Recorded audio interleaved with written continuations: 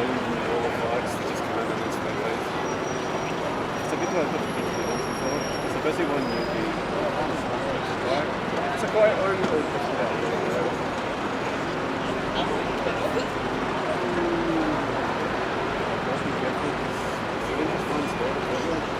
when you go up there with one foot and you people you're really bad because it seems like I'm just walking way south. access up there, sit up there.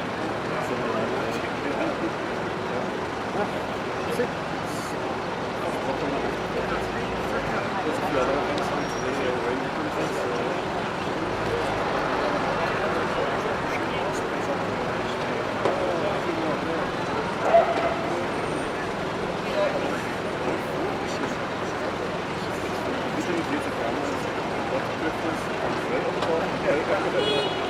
if you have to hit the night times every night and students stuff and you look at the plastic bags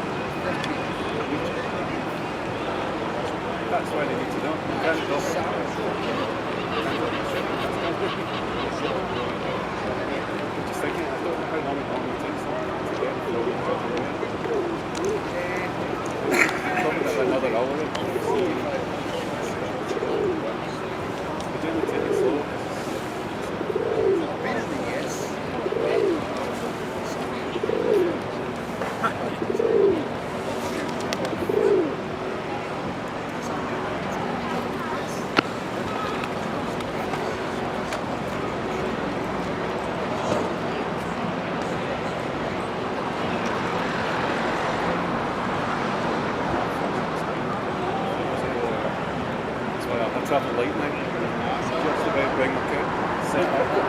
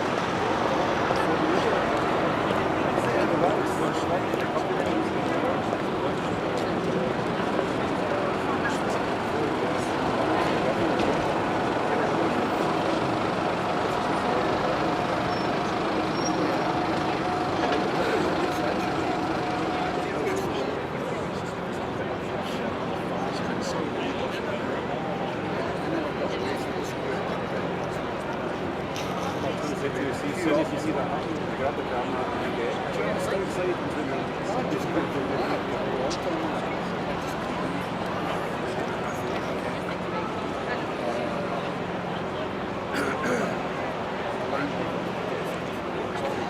Maybe on the dead about it.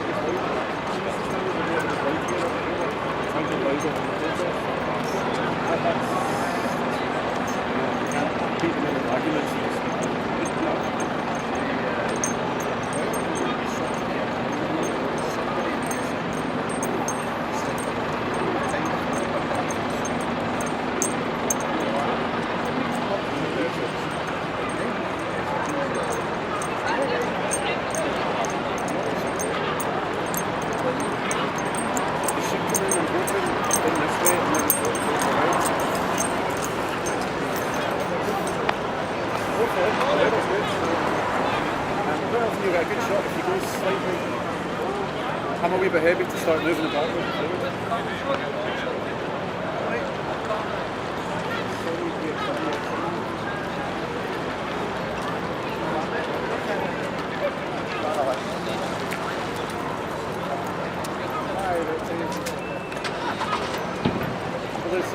Yes.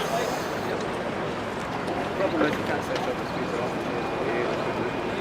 neutral density on it. You can't do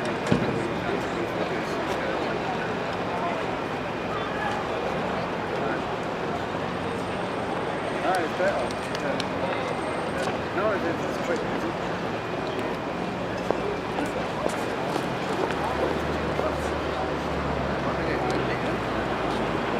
Very good. But no, if you go past that corner, you see them coming around the square. That's where I was originally going to go, and so you have to lift it and move all the way back.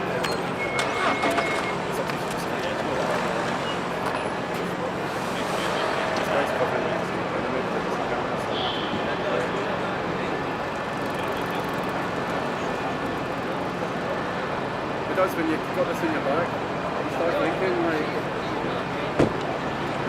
yeah, I've got that back now, yeah.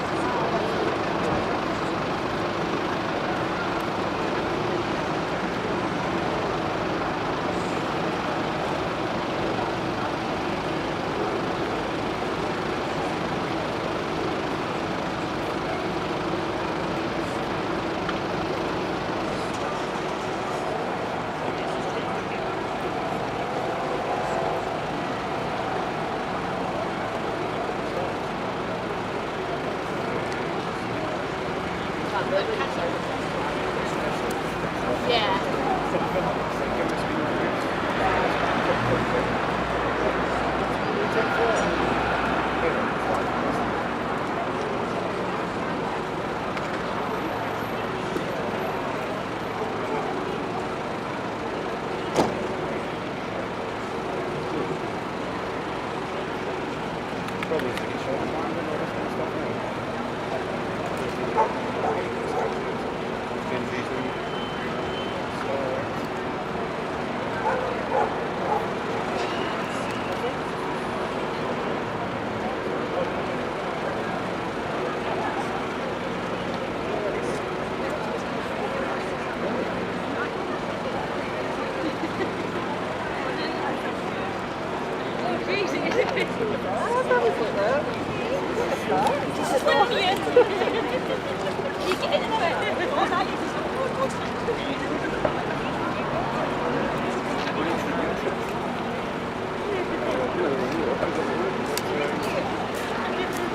The front of it near the camera.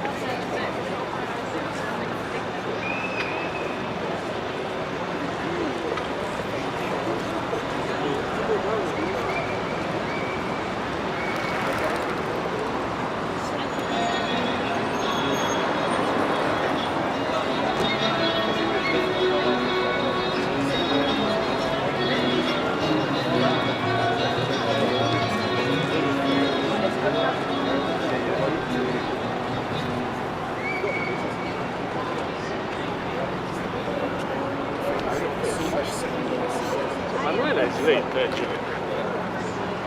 Non mi sei italiana.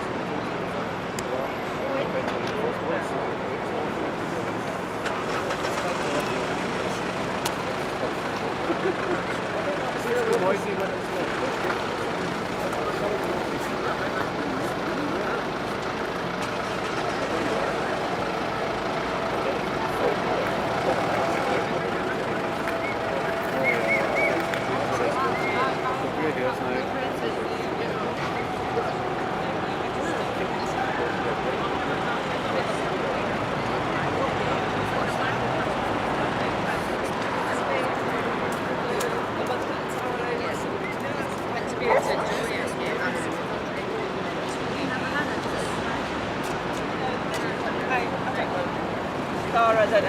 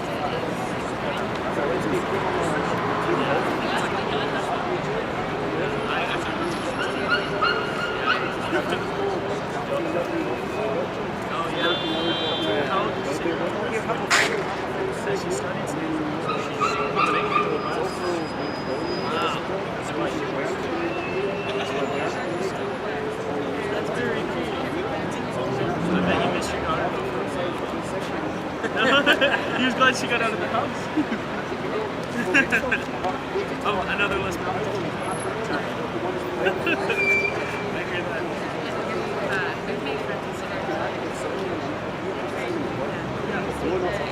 they're really sweet.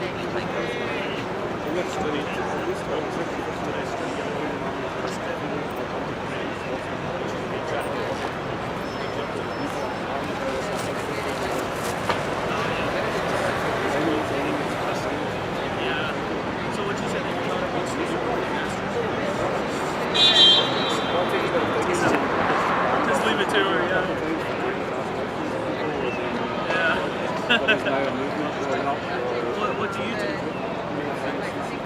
Factory. I like that. I have a lot of family back in the States. What you said, Jeff, right? From Oklahoma. Yeah, there's so our university is it's a smaller city. Yeah.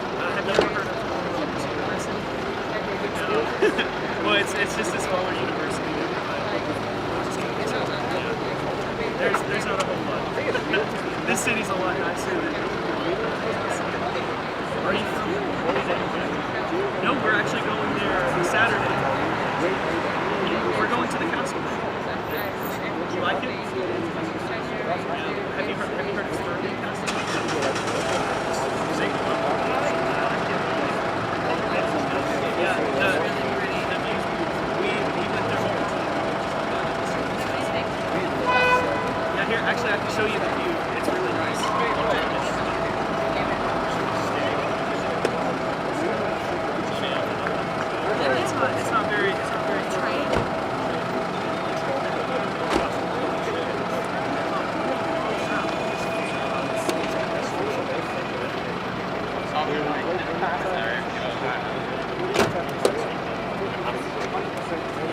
it's big. That's just right off the wall. You can see the city on the other side of the wall. Oh. And that's the other side. They have gardens. It's beautiful. If you have a few minutes, just to even walk up there and take a look.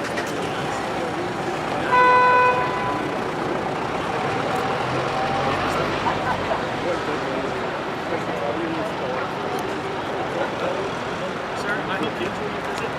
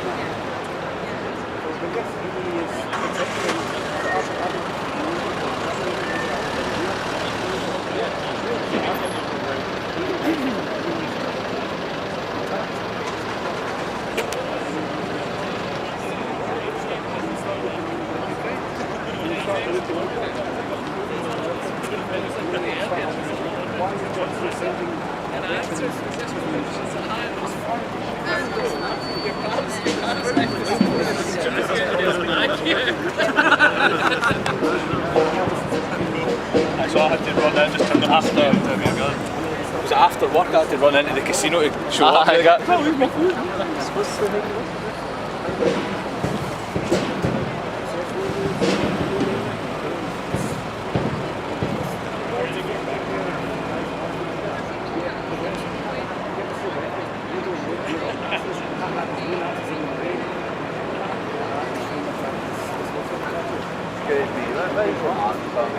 Should be, I expect, about 20 minutes. That day.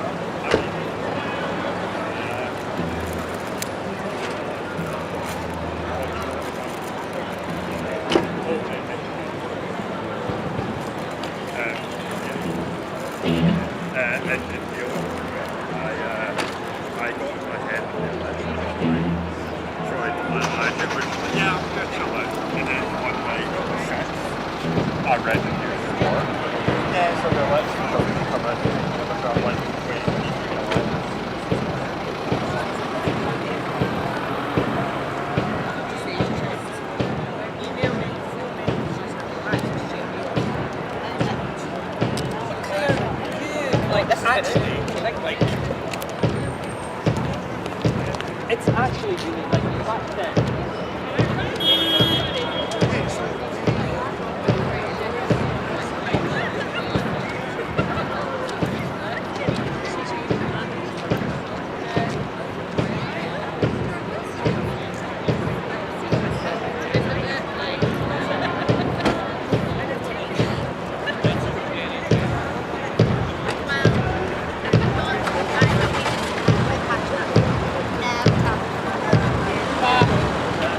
That's a good thing. I was like, wow.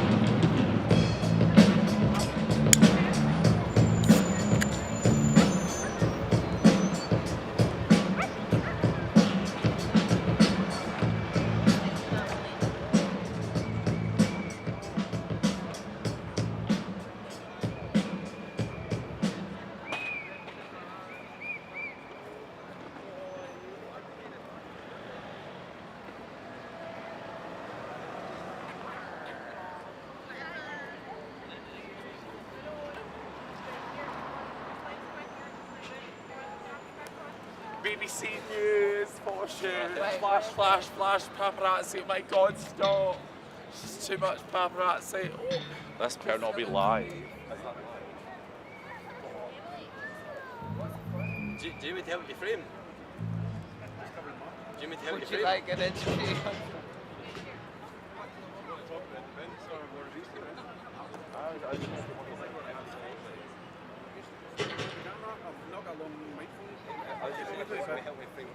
Let's talk about it. Politics. I studied. You think you're He's too going to talk prepared? about independence. I'm being honest. I'm I studied politics for a year. being honest. Go for it. Be nice though. What are you coming from? Just much. So, if you want to stand in front of the camera, just tell us what you think, or tell us what you're. What you do? What's your stance on the oil reserves in the Northern Sea? Going to use it when we go independent.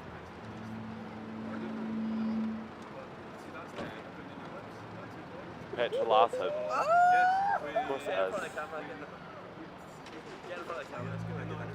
Yeah, I'm happy to. Yeah, but for use on pharmaceuticals and medicines and food and B12 for So the true. vegans and all that kind of stuff. Do I We have to use like? oil to burn it. One sec. Can burn it, I, it's can I just get away from it? crazy monkey. Do I agree with burning oil for electricity? No, but what we need to do, what we need to do is we need to fucking pump it all out and put it in so that we can fuel our cars for Where are we going to put it? less money than £1.60. But the That's way forward short-term is thinking, though. But we have to exactly think long-term. until we Now, transition to Scotland, we hydrogen. watch the news, and the news is Westminster news. We are self-sufficient with energy. We don't buy our energy from other countries. We got a little bit Exactly. from Norway. Yeah, we but fucking sell it all down south, don't we? Exactly. Scottish Hydro, we've got enough to power Scotland 5 times over, and we fuck it all off elsewhere. Exactly. So You're so good. Like, there's so many media people that don't know what they're talking about, and you're keyed up. Like, you actually know what you're talking about. try to. Like, I really appreciate that because Because from what I saw, better, like, a you lot see a of lot of things. BBC shit, Like and there's it's no argument. yeah. It's like this is it. This is how you must think. It's like black and Like, white. no, It's not like I did my exactly. degree in chemistry. We're part of what we studied is Exactly. the long-term hydrocarbons, Yeah. and we can't create I could these tell things. that for your vibe you So it just gave. infuriates me to see people burning that stuff. That stuff's worth way more than gold. Even look at my vape. Like, Or does it Oh my matter? god, And here's this- £5,000 in paper notes, let me just set it on fire. It's scandally. It's worse than bullshit. Yeah. And once it's gone, and we're back to the Victorian days or before. exactly. No, We it's should be not treating once it it's like- gone, it's gone. It's still there. It's in the atmosphere. Okay, the Doesn't useful fucking leave. chemicals, once they're gone, they're gone. Once we've broken them down into the waste. Fractional Waste is done. distillation. All of that You know is it, done, you're a yeah. chemistry guy. Fractional distillation. Exactly. You've got refinery gas, you've got the Again, fractional that's just distillation. one aspect of it. Kerosene. We forget, right? It's just This fucking plastic, terrible. That's made from oil. This is made from oil. This is made from oil. This is My made from vape. oil. This is made from oil. The vapes are made from oil. Everything we touch, see, smell, taste has some form of oil in Exactly. it. 2 years ago it was, we were consuming enough plastic to shit out a credit card every month. That's Now another it's, aspect. we're consuming enough plastic every week It's ridiculous. to shit out a Look at credit the card. supermarkets. Yeah, exactly. With the recycling, You know that the podcast- councils Fucking make us all over the. Tesco. Oh, everyone is. Oh, do not my recycle. recent Do not Tesco's been recycle. shut Like, down. You do know not give me oranges you're a wrapped po- in plastic and then you're- say I can't recycle What the the? plastic. What's the You're point a of that? podcast. Like, you should. New Scotland TV. Is New what Scotland I'm, TV. I'm slowly building back up again. I had some health issues. Because I feel like a lot of the mainstream media won't allow your views on their stream. So if you go on your own podcast, well, that's part why yeah. why I set up. I'm more than happy to these do an things interview like if that. you ask the Can I questions, give you a but like, I'm not Yeah, gonna Okay, fucking just now laugh obviously at it's a bit on the fly, but if you're willing to talk to me at some other time. If you ask questions, you're then the first media person that I've actually spoken to, and I'm like, he actually knows what he's talking about. There's a lot of people like, so what do you think about British independence? You got it, It's like, dude. shut up. Yeah. But I can tell that you've been grinding for a long time. Give us a call or any of you guys. yeah, I'll fucking a business card each, please. As you can see, I'm getting a bit older now. And as we get older, we get a little bit out of touch. Our world starts to clamp in a little bit and we don't see the full experience. You guys are obviously young and outward looking. Well, You've been no. lives ahead of you. That's So you're that's people not the I'd like to case speak to. because at the minute I'm like, I've got one, honey. I'm like that at this point. Like, is it even worth having kids because what's going to be there?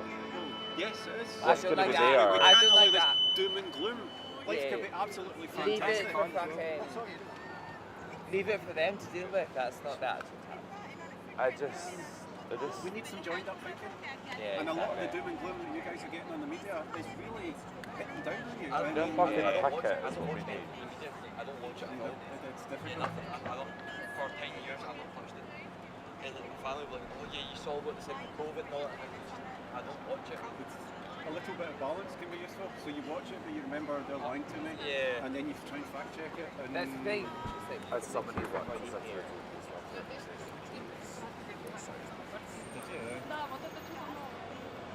PCR waste, that's a fuel waste.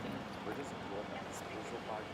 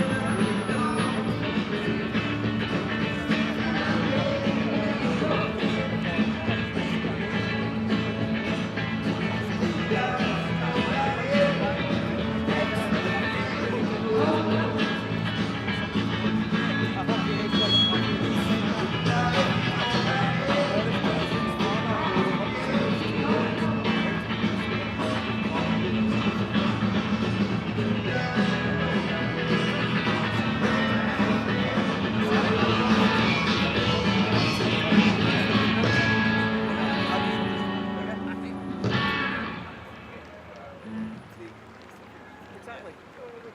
But I'm glad that I'd like you to get your voice out there. this podcast on social media that knows that it's all bullshit.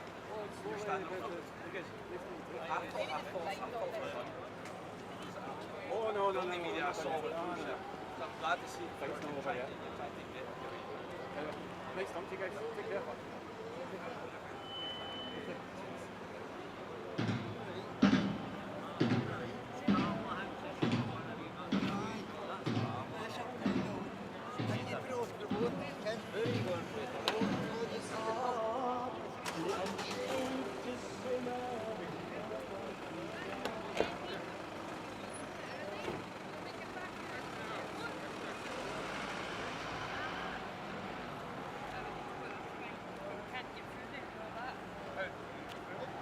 Aye, that's better.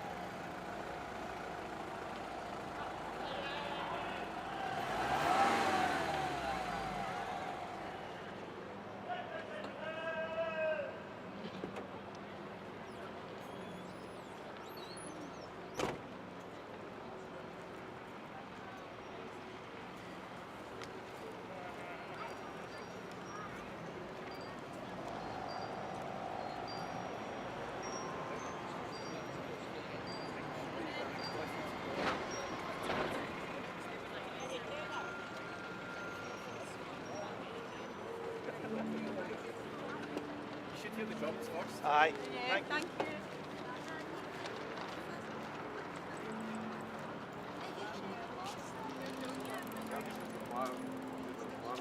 Tell me that you want to go and I'll save that to go there as well. I don't know.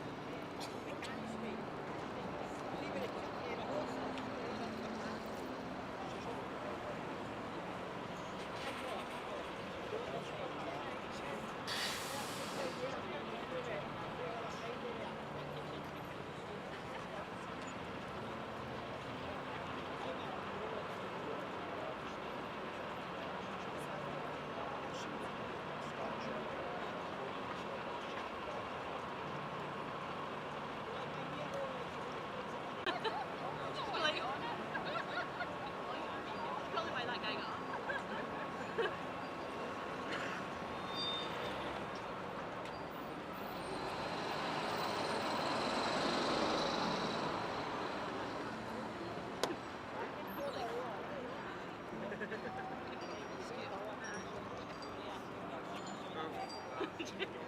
like line of sight.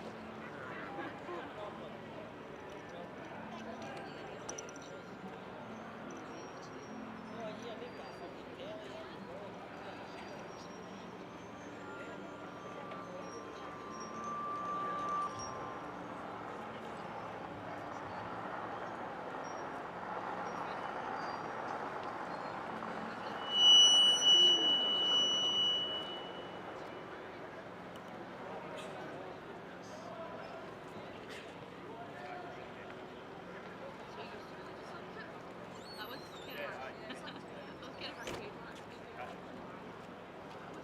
It's not quite as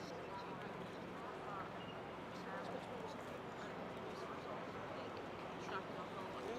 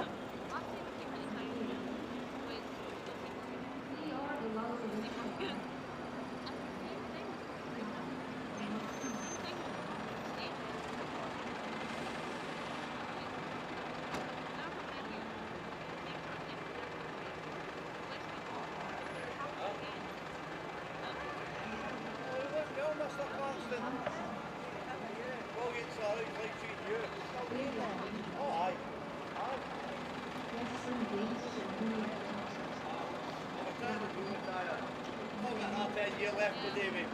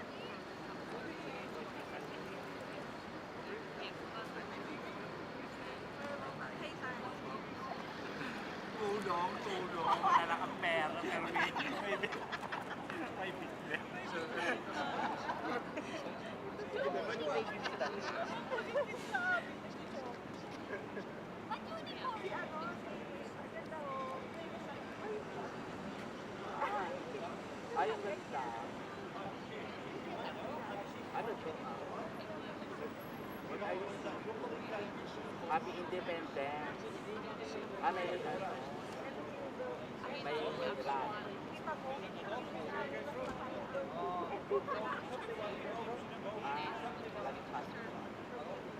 I'm really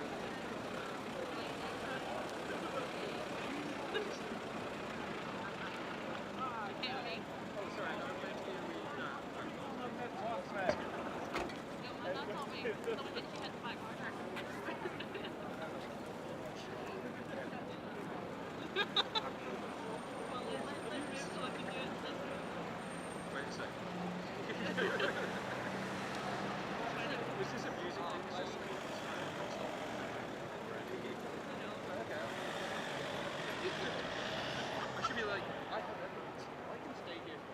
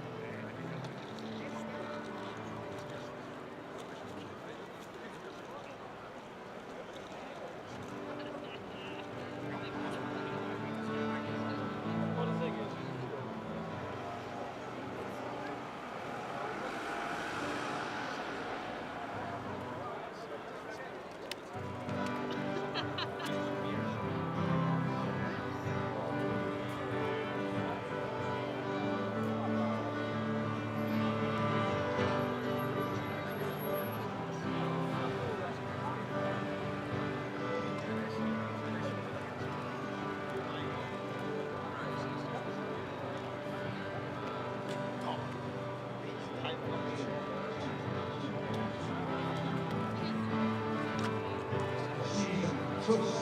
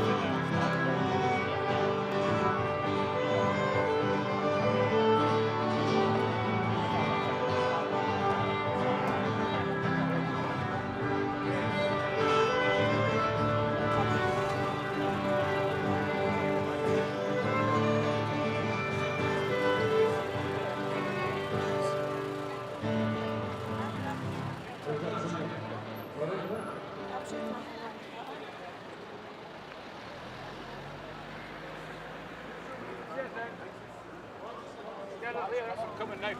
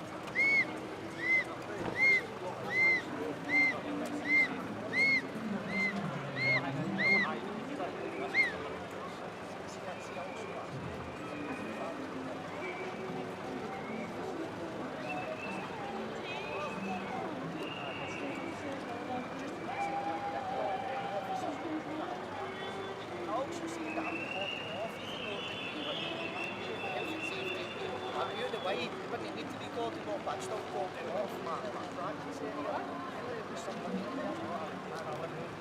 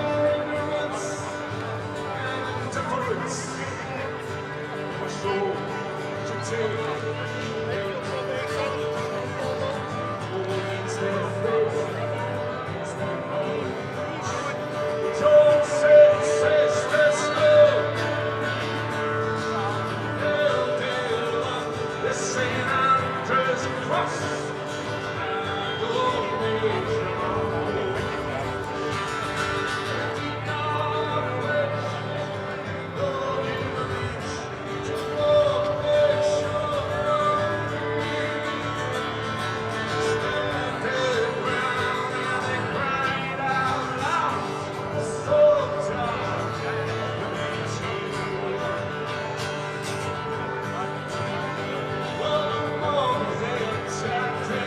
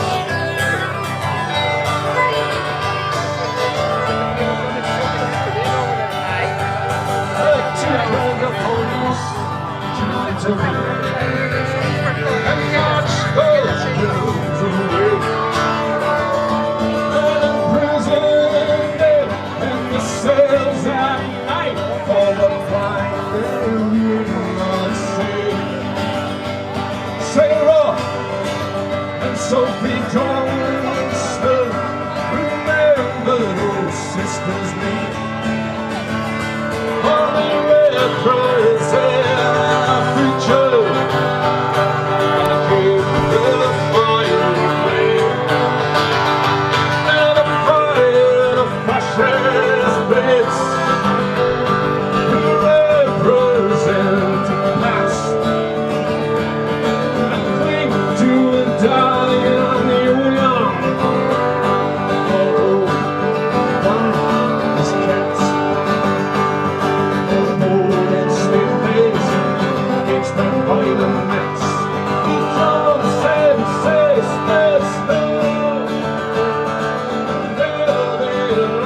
the Senate is past a flag of nation.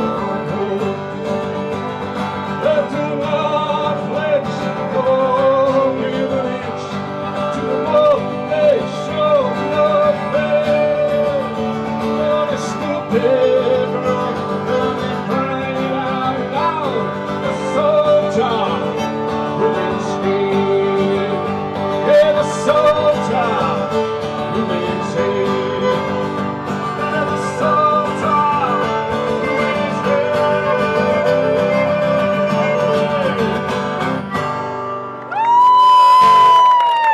Thank you very much, the Johnson system. Sorry.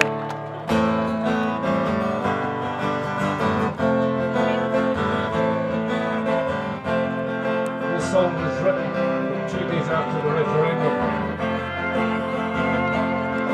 It's a tribute song to each and every one of you. And anyone here today who voted no but have decided to join the ranks of the Yes movement.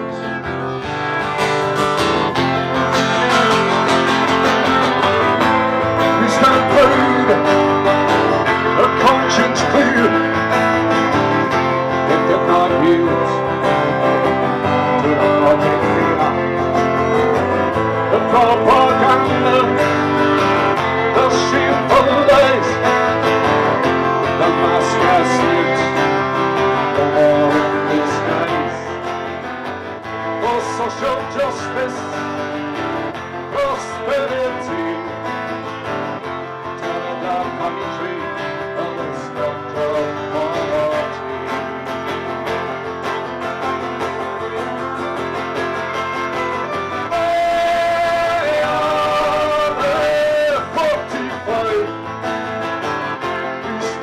Together and united we'll rise.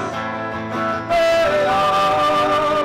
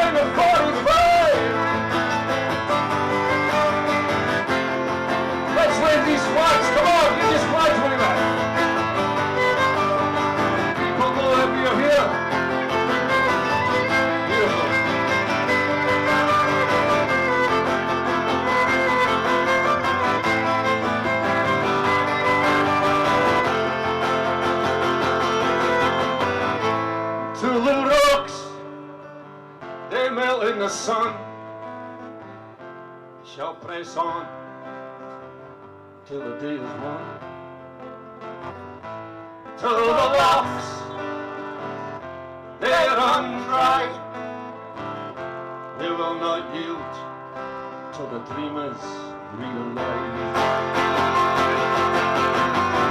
So come join us, oh shall prosper the world, strength and numbers, stubborn shall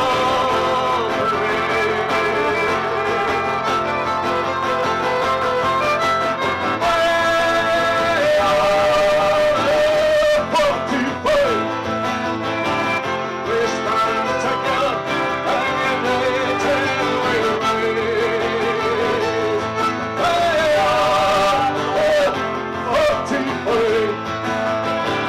The torches lit, never shall it die. Join the 45. Join the 45. Join the 45.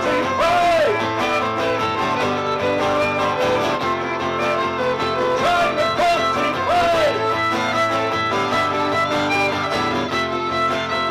Join the 45.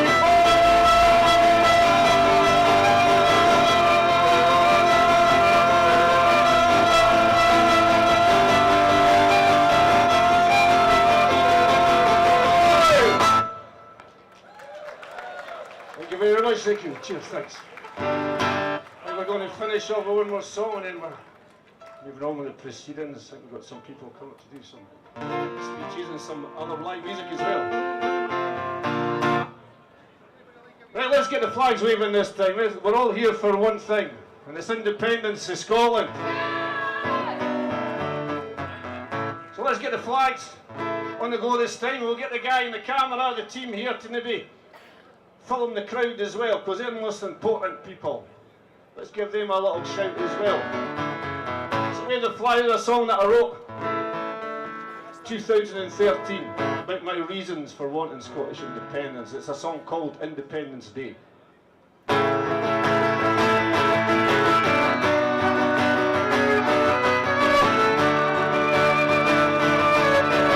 Hey, come on, get those flags waving.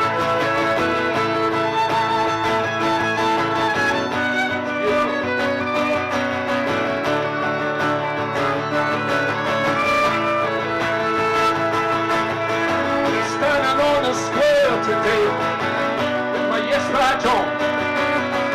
Stranger, he approached me to tell me I was wrong.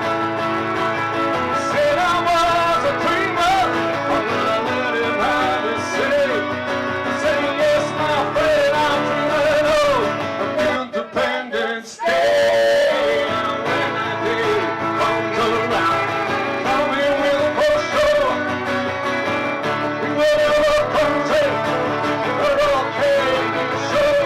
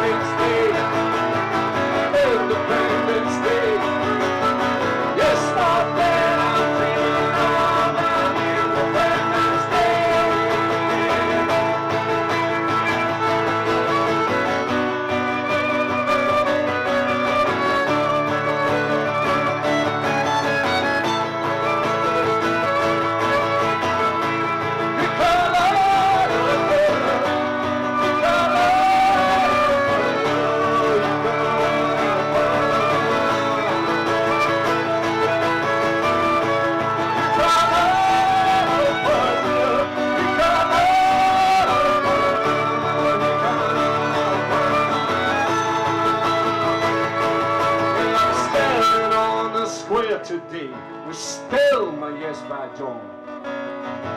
Stranger, he approached me to tell me I was wrong. Say I was a dreamer, and then I said yeah. Dreaming of Independence Day.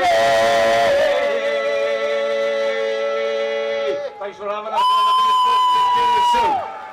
We're doing an after party at the Cluthy Bar after the rally at the Cluther if you want to hear more of us and Eddie and other musicians. All the best, cheers.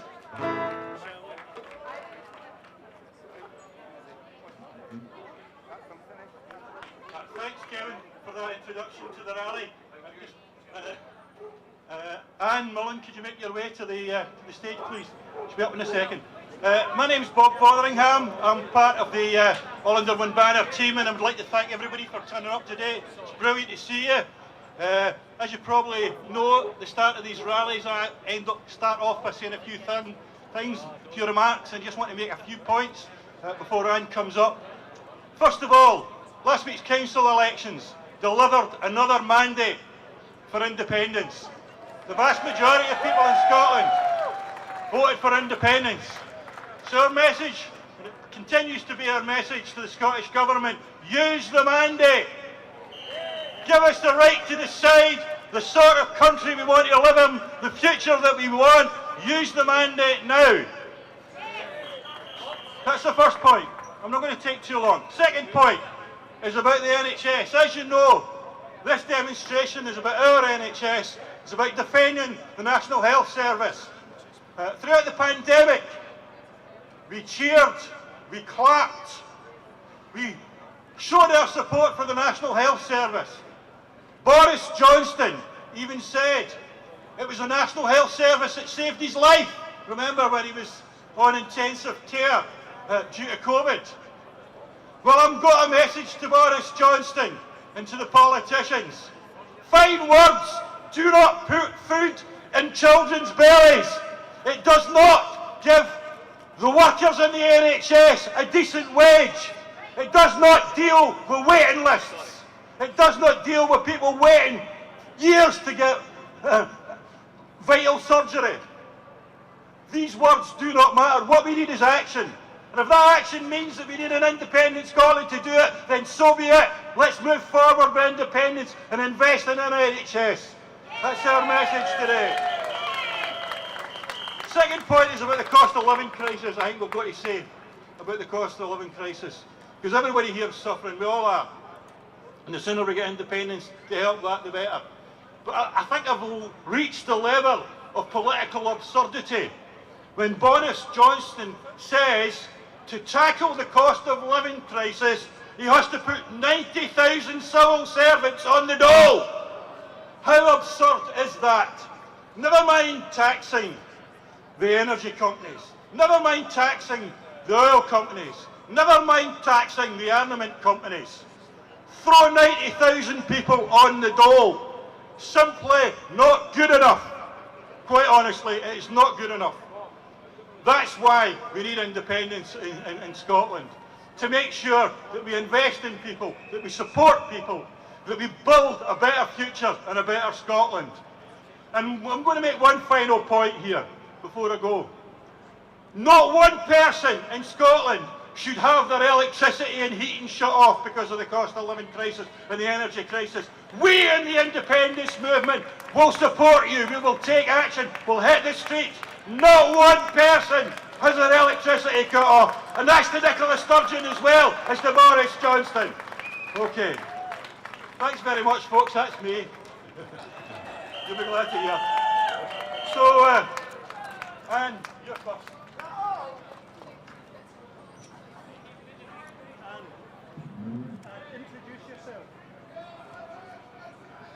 Hi, hello, I hope you can all hear me properly. I'm Anne Mullen, I'm a GP in the NHS.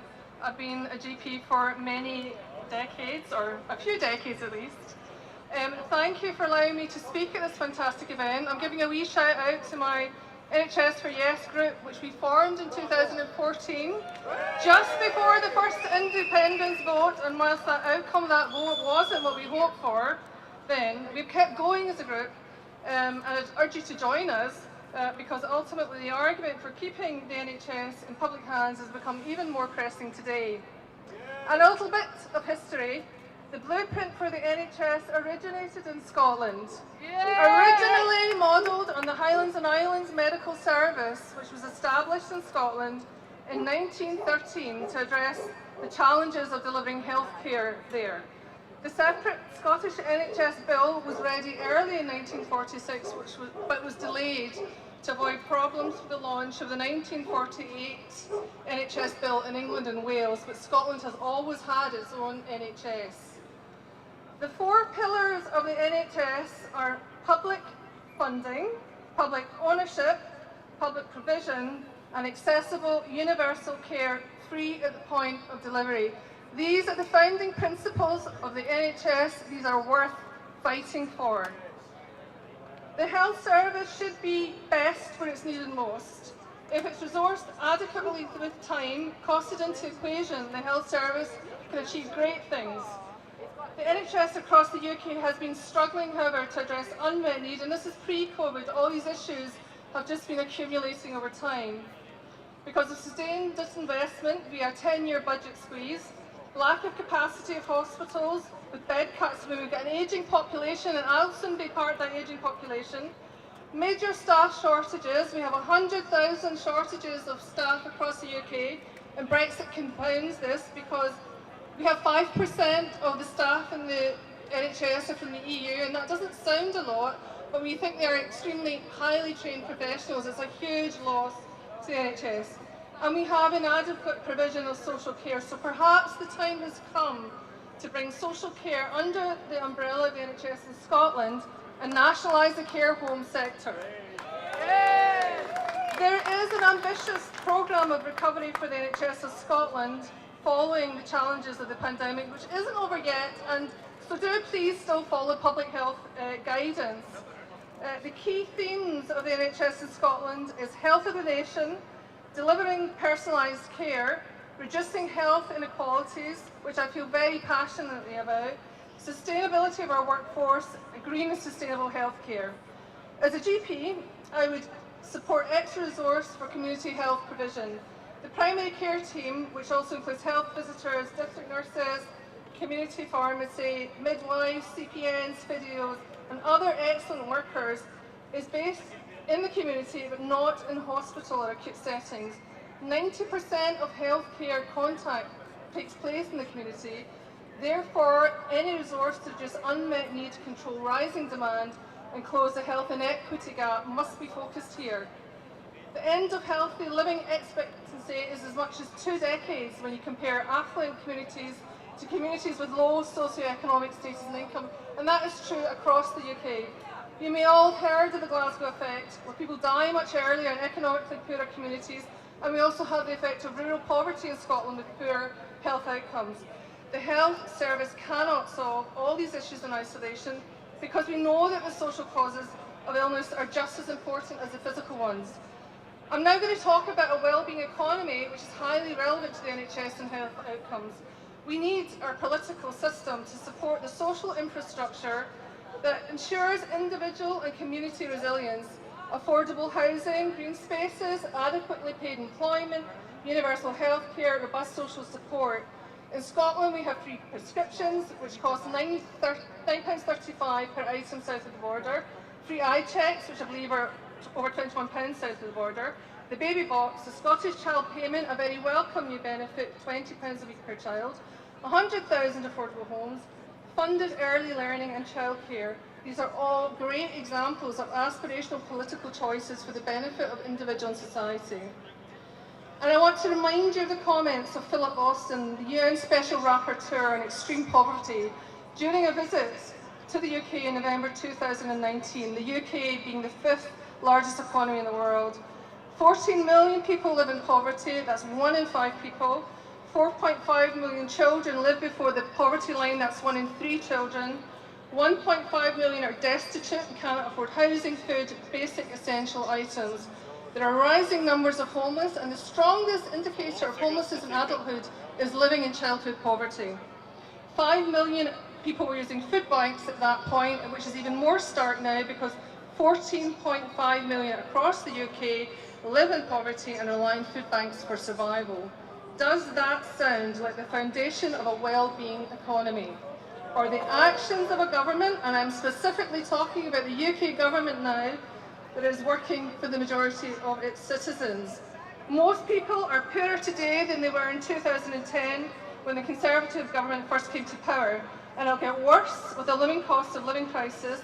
Is that something that's acceptable to us in the 21st century when there are other models of government that demonstrate what can be achieved when a humane political system evolves that makes choices for the benefit of the common good? But here we are. Taxpayer money is hemorrhaging out the system across the UK with a poor return on investment. Over the last 10 years, £96 billion of taxpayer money has gone to private healthcare companies, money that should have gone to the NHS, and is rising in year on year. What an expensive sticking plaster. During 2021, the UK government bought £12.1 billion of PPE, protective equipment. 8.7 billion of this was written off due to faulty goods and the lack of due diligence with crony contracts. The test and trace scheme cost £37 billion, which according to the Public Accounts Committee has achieved none of its aims. This is revenue that was lost to NHS funding and other vital services. Perhaps people wouldn't have to live on 30p meals a day and journey on buses daily to keep warm if we had that money back in the economy. The champions of Brexit, which Scotland unanimously did not vote for, promised 350 million of new funding in the NHS each week, but Brexit has cost the UK £9 billion a year, or around 173 million a week, about 25 million a day, or just over 1 million every single hour. A column appeared in The Spectator in 1995, penned by a certain Boris Johnson, who called for patients to be charged to use the NHS to prevent free care being abused by people who can afford to pay. He wrote that free healthcare should be only those for those who are genuinely sick and for the elderly, and that if people have to pay for NHS services, they will value them more. And he also wrote, it seems reasonable that the middle classes should be required to stump up for non-essential services they can well afford. This is a commentary full of disdain and a lack of understanding of the value of the NHS. Fast forward to 2022, and the UK government has just passed a health and care bill, which will allow the UK government to turn the UK system into something much more like the US system of insurance-based medical care, where 2/3 of US personal bankruptcies are due to medical bills. This has been a long project over 2 decades, but this bill will accelerate the unthinkable, and I see someone with a fantastic placard there of all the fees that you may have to pay if the NHS is privatised and went. Scotland's NHS cannot be protected under the current arrangements from this disastrous turn, and I'd urge you to read some of the very informative sites where colleagues are raising their concerns about the direction of travel for NHS England, such as Every Doctor UK, Socialist Health Association, the 99%.org. These are great informative sites, and the documents are not too long. So, until Scotland has full autonomy and control of the levers of power, we cannot create our wellbeing economy that I believe most of us would support, yes, enshrined in a written constitution with the Scottish NHS at its beating heart. Despite all the current difficulties and challenges, and there are many, the NHS in Scotland is still there for all of us, every citizen. It is the ultimate social contract, a gift economy. Support the 4 pillars of the NHS. Be as informed as possible about the aims of the NHS in Scotland. Do not be passive recipients of this precious resource, but active participants in the delivery of healthcare. Do you want to gift Scotland's NHS to the next generation, or have it stolen from them? That is the choice we must make now. Think carefully, choose wisely, Scotland, and onwards to independence.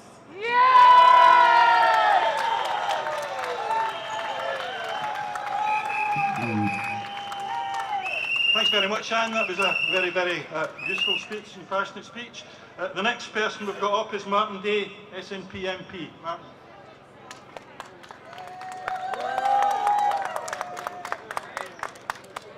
Hello, thank you. It's good to be here with you this afternoon, fellow independent supporters. And we've reached a milestone in our independence campaign because we have just passed what will be the last electoral event before our referendum. So that means we all need to work together like we have never done before, with a vision and a passion. It doesn't mean that we all need to agree with one another, not by a long shot, because I think actually 1,000 different voices with different visions of how independence can be is a great message for bringing people over and enhancing the vote that we get at the end of the day. There is, of course, a lot that we do all agree on, and today's theme for this rally being protecting the NHS is one of those themes. And we would all agree that the NHS has done tremendous work for us all during the pandemic and beyond. And I think we should all send our thanks to the people on the front lines that delivered that. So, now, the pandemic, of course, highlights a number of positives to do with Home Rule because it's devolved. It shows that we can govern things sensibly. We can take the next step. But on the other hand, it also shows us the pitfalls of being held back by Westminster power and the stark reality of how decisions are made in England and through the other nations. Oh, come on, I'll keep coming. Now, in England, and it's a great example, when the English Health Minister decides they need to spend more money, they go and speak to their friends in the Cabinet, and their pal at the Treasury comes up with the money. And you know where they get it? They get it through your taxes and they borrow it internationally, like every other country does around the world. But when we have an issue in Scotland, we don't get that. We have to wait for the consequential effects of the decisions that they make in England. That is an absolutely ludicrous position. The only thing more ludicrous than that is the fact that we have Labour and Tory politicians trying to tell us that that's a union of equals. Aye, right. Now, it gets even worse than that, because we've just had the UK Internal Market Act. And if you haven't heard of this great story to frighten the kids, you need to be frightening the kids and the pensioners with it. Because what it means is the comprehensive health service, publicly funded, free at the point of need, that we so cherish can be undermined by British government ministers with a stroke of a pen opening up our services to what they see as market access. And that's not on. But the risk doesn't stop there either, because announced in the coming parliamentary session are the twin evils of further austerity and more power grabs.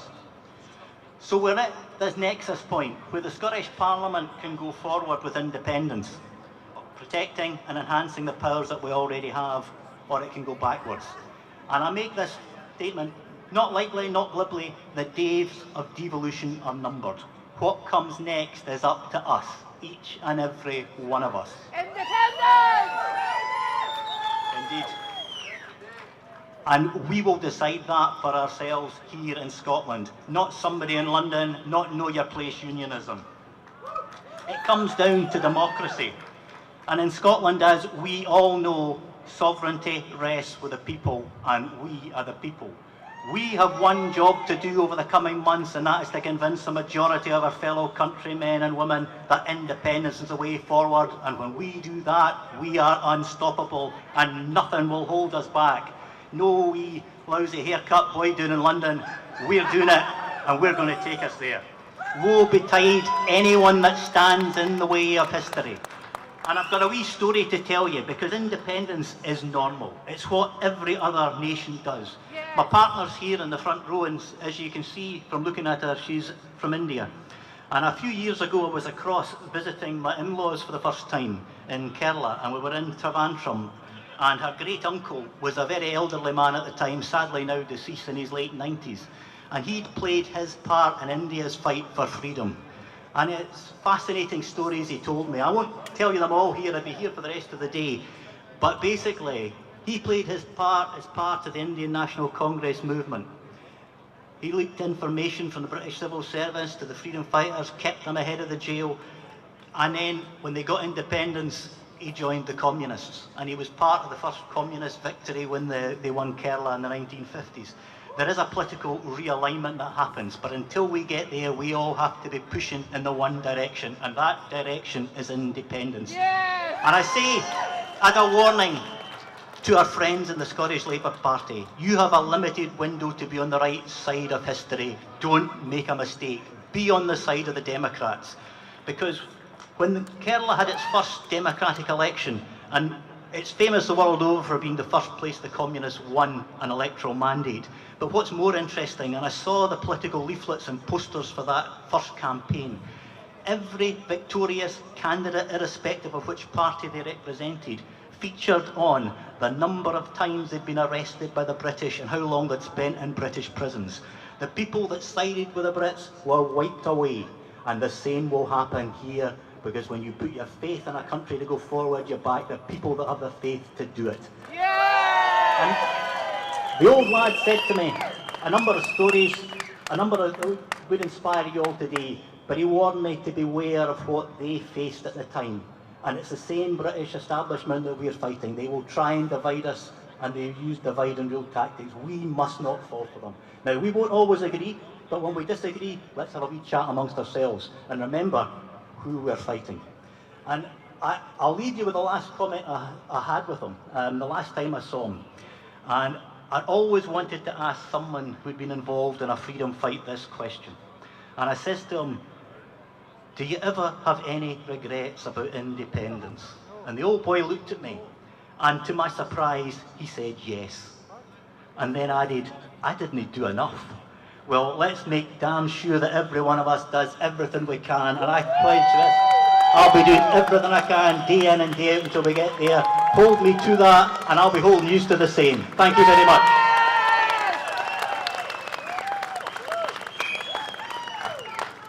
Thanks, Martin. A couple of announcements. First of all, Mike Fennick, who runs a declaration for Sovereign Scotland, is taking signatories over by the Untitled Cafe. So if you want to go and sign his declaration, you're welcome to go over there. Second announcement, somebody left a purse at the cafe. So if you've lost your purse, tap purse, come up and get it from me behind the stage here. It's here for you. Okay. Next speaker is Ferouz. Ferouz is an NHS worker, anti-racist activist and a trade union activist. She's up here to give us a few words. Ferouz. Thank you.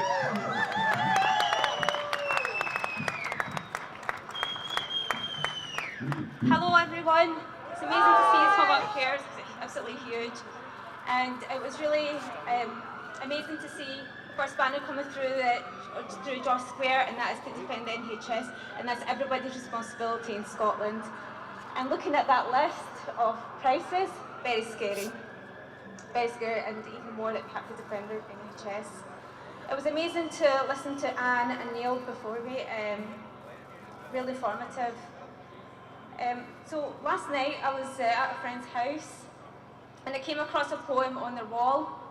I can't remember word for word what it said, but the basic message it was putting out there was that the government needs to fund education and health and not the military, and have the military to carry out a jumble sale to fund their guns and rockets that kill people.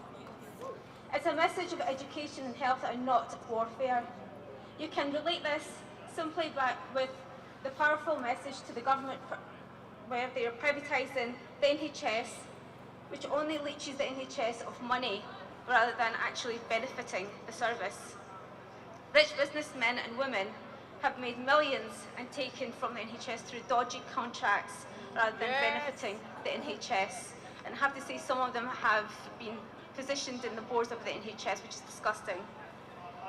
The pandemic has only made existing cracks in terms of funding and staffing of the NHS more visible.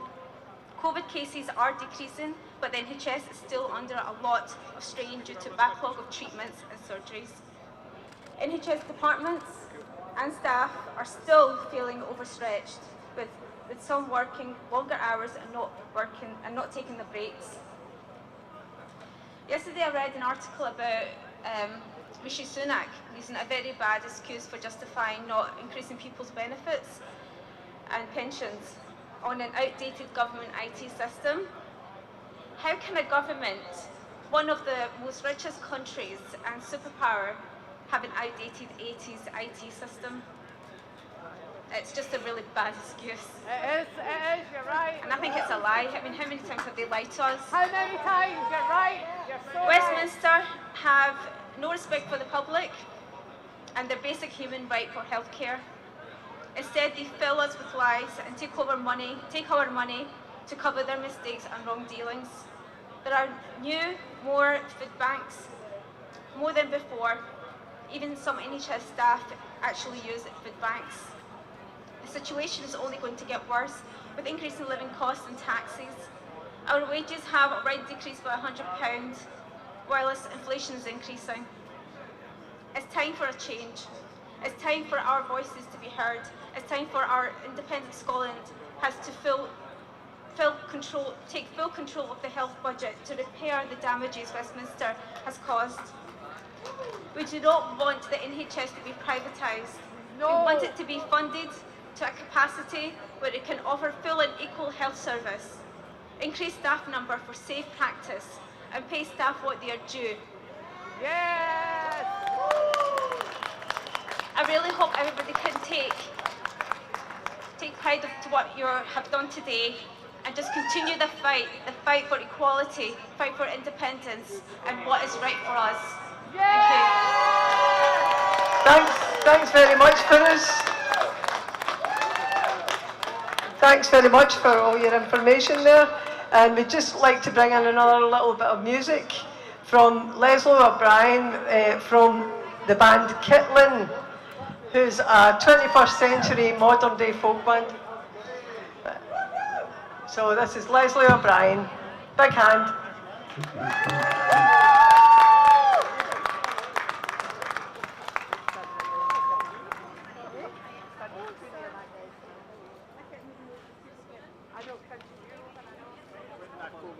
She's not here. If I see her, where are you? Where's Sheena? Oh no, she's got that thing. Oh, that's it, aye.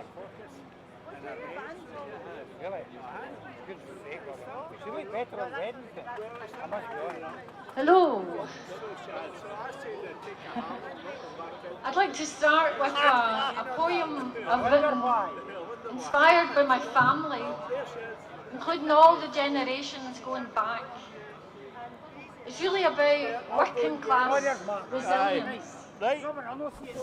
Odds We're going to be up north for a few days. Okay, poverty, enjoy your time away. Okay, thanks, Robert. sickness, disease, poor housing. My poem is called Hope, and in it I imagine that hope is passed down in my family as a little package. And most importantly, in that little box is the hope for independence. Woo! So that future generations will no longer suffer the shocking conditions, the living conditions that many live under generation after generation. I'm proud to say it's in, if you're into Scottish poetry, it's in Poetry Scotland. So, hope.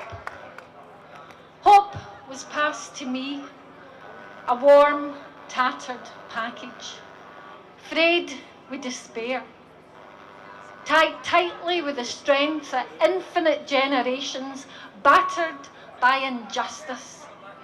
A package of survival that binds its weave tight against the unrelenting attack of war and poverty. That binds its weave tight against the unrelenting attack of war and poverty. Choked with coal dust that seeped into lungs, stole breath of our menfolk, washed with babies' tears, bound by a mother's need to love the others while her youngest lay still, bound by a mother's need to love the others while her youngest lay still. Hope was passed to me, a warm, tattered package, heavy with wisdom of loving and giving, cleansed by resilience of weeping women. I hope was passed to me. Thank you.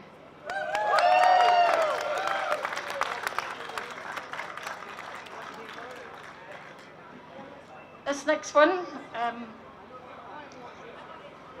I'm joined by Jerry on Jeremiah. Oh, Jeremiah on the glockenspiel. This poem's called The Dumgoyne Goddess. It was inspired by the Dumgoyne Hill just outside Glasgow. And when I'm up close to Dumgoyne, I can see a female image. I can see in the rock, in the trees, in the fauna, this silhouette of a woman. I can see her ancient face, I can see her breasts and her body lying there. And I'd like you to imagine that she is the rising spirit of Scotland as she calls us for independence. And it goes like this. By Dumgoyne Mound, there's a goddess to be found. By day she lies a mummy in her tomb. At night she rises out a Dumgoyne's womb. Wi' bramble coat and fern fat fleece, she stumbles down by roots and clabber. Mid stour and beast and glowering moon, she sups Greygallen water. By swirling crow she dips her toe and floats upon a lily pad. West Highland walkers come and go, oblivious to this bonny lass. But Carbeth hutters know her ways and feast upon her halcyon days. And if you truly wish to meet and touch her heart, by Froggy Lane alone at dusk ye start.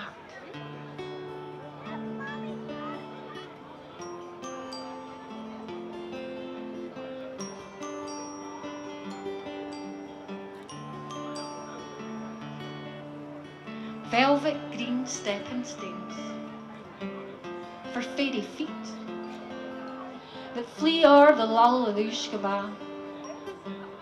It's my kirk, I must come once per week.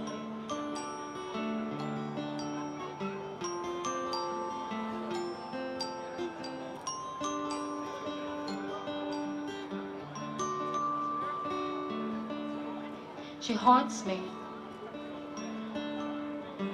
a baby of the universe, nestling against her weary breast, a bracken, birch and elm.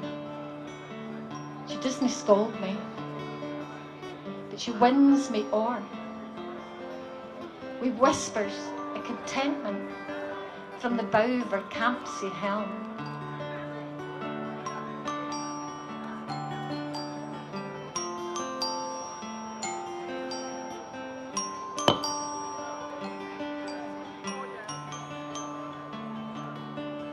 She blaws nae wind, but I feel the cold kiss of winter on my cheek, her gentle reminder that you must come once per week.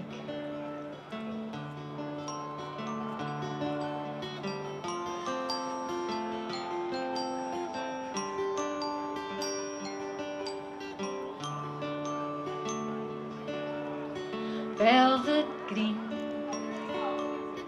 stepping stones, it's my kirk, she is mine. Velvet green,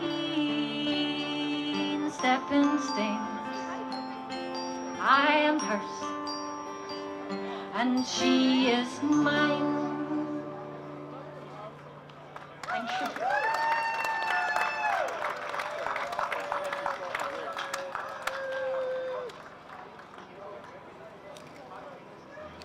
I'm going to do a wee song for you now, and it's called Wrap My Heart.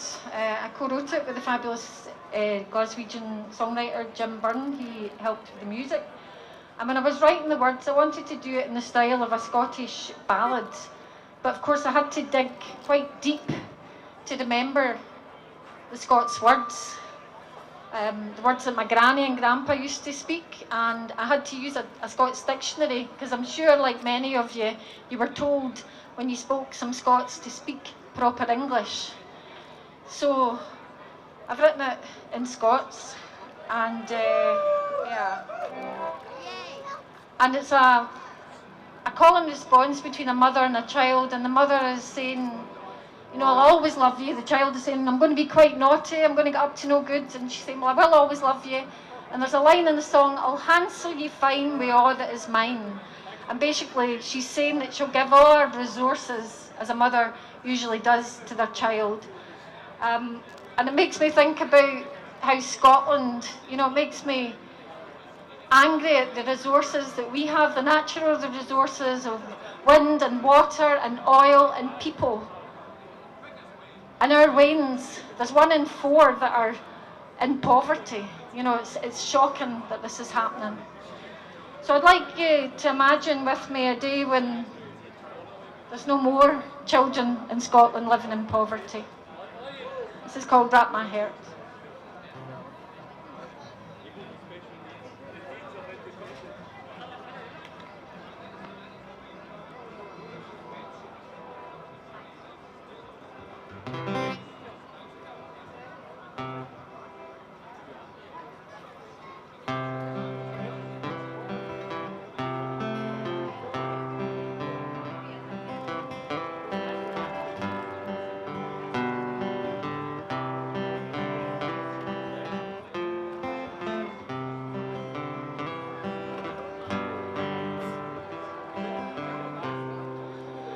Wrap my heart in a shawl of your love. Shield me frae the rain. Wrap my heart in the stars up above, and together we will remain. My bonny wee child, I'll have you to bide. Hold ye close fae the stairs, I'll handsel ye fine wi' all that is mine. Slee old dear, ne'er my God's pet.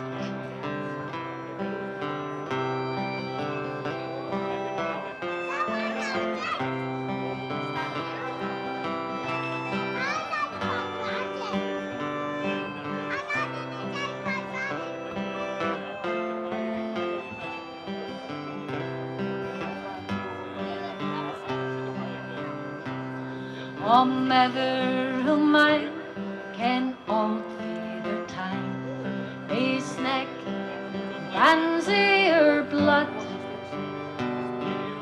fashion dream, a wicked skelpie, toss and tumble into the mud. I'll wrap your head in a shawl, my love.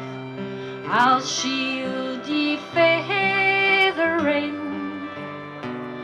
I'll wrap your head in the stars up above, and together we will remain.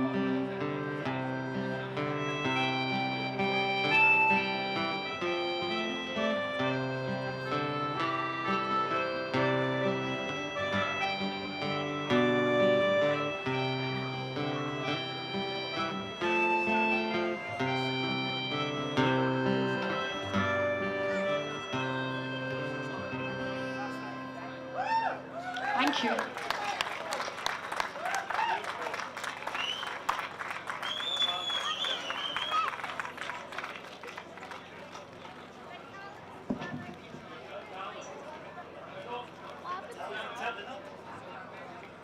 Oh, I got a big operation.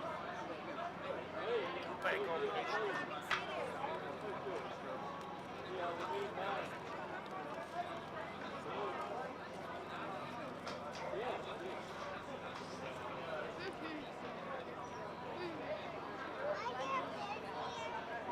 Eh?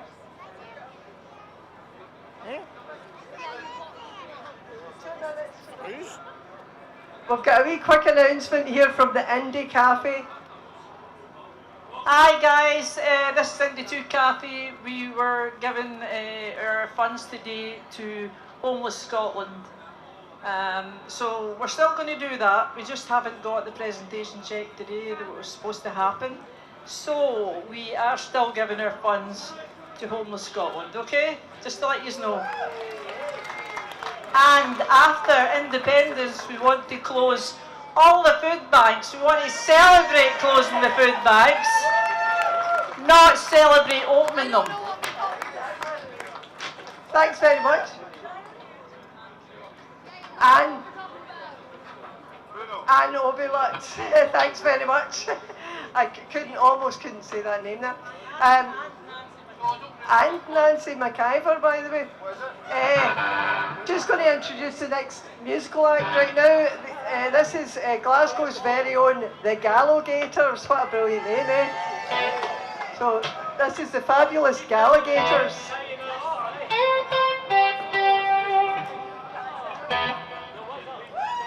Hey Henry, sorry, fuck's sake, can you do it, man? I'm sure they'll be ready in a minute. Really, a tiny girl game. I mean, they could have done this when we were gabbing about the Indie Cafe. Bloody men, I tell you.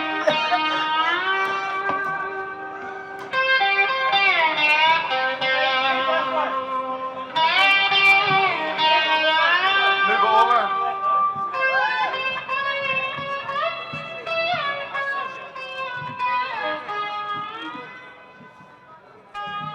Hello everyone. Let's get the right height of this.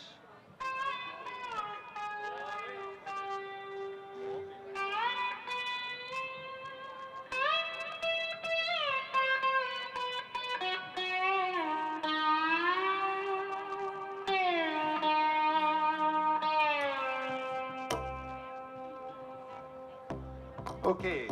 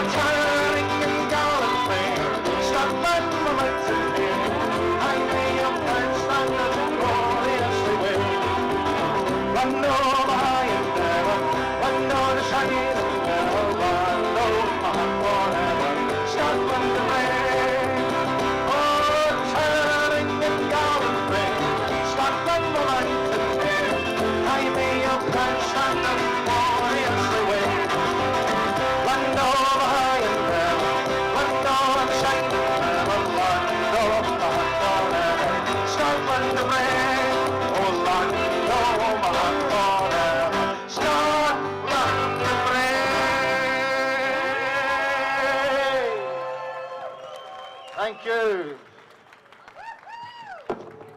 This microphone.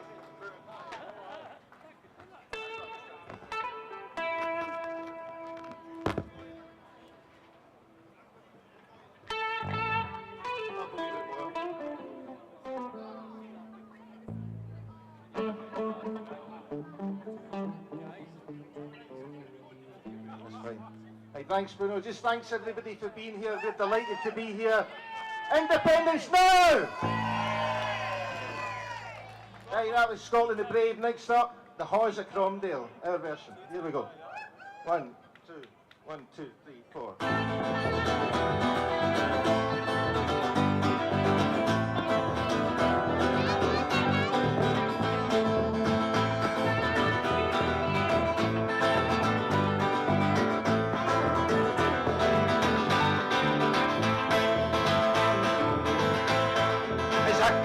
By Auchindown, just a wee bit frae the town, when tae the Highlands I was round to view the Hawks of Cromdale.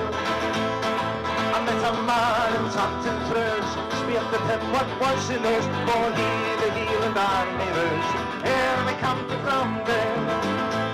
He said we were in better everyone when the English host upon us come. A bloody battle then began upon the Hawks of Cromdale.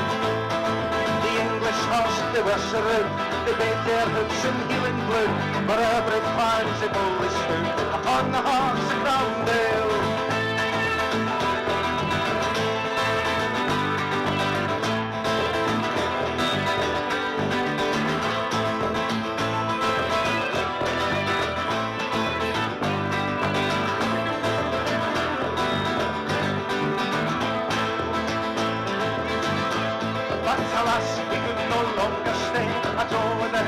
Come away and sail with the men today.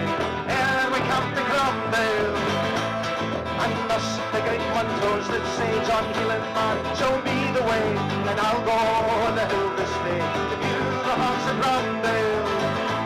Oh, they were at dinner, everyone, when the great one throws upon them come, another battle then began upon the Hawks of Cromdale. They Grant, Mackenzie and Mackay, as soon as great Montrose is spied, then they fought right valiantly upon the Hawks of Cromdale.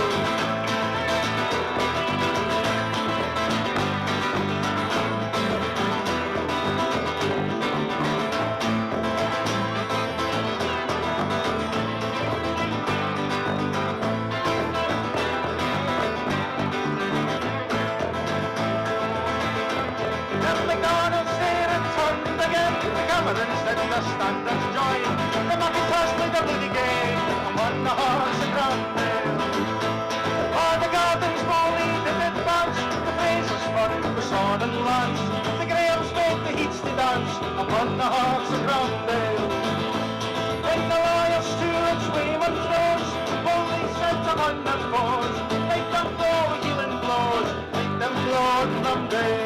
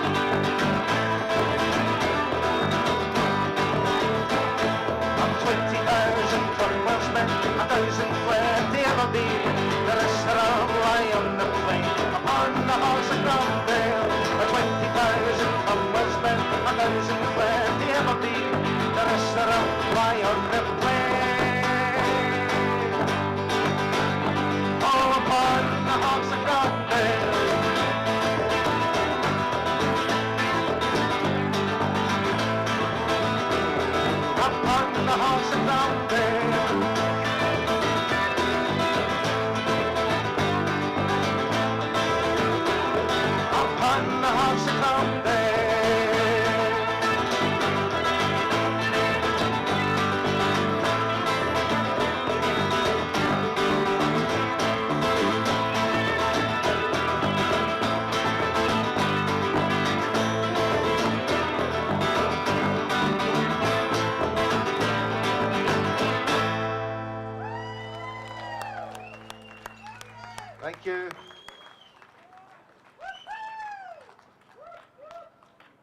last but not least, we're going to do Dark Lochnagar.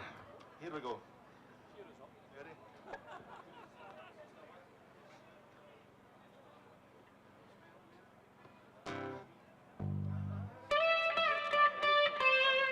Here we go. 1, 2, 1, 2.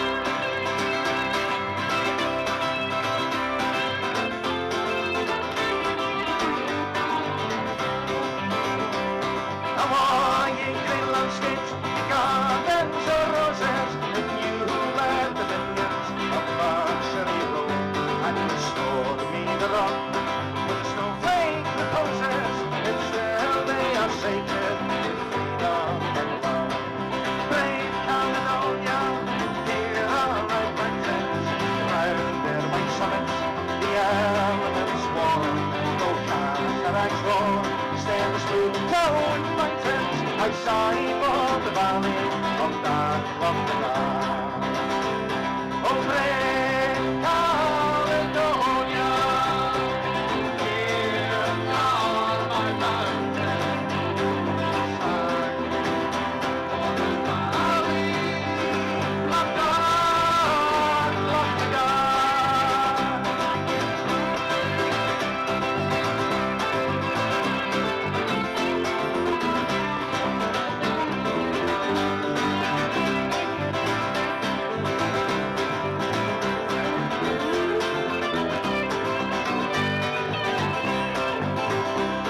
And there in my young footsteps, in infancy wonder, my calm was the bonnet, my hope was the flame.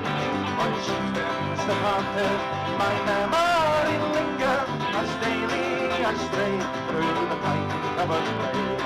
I saw not my home till the day's dying glory gave place to the rays of the bright polar star. My fancy was cheered by the bold martial story as told by the sons of Dark Lochnagar. Oh, brave Caledonia, here are my mountains, aside on the valley of Dark Lochnagar.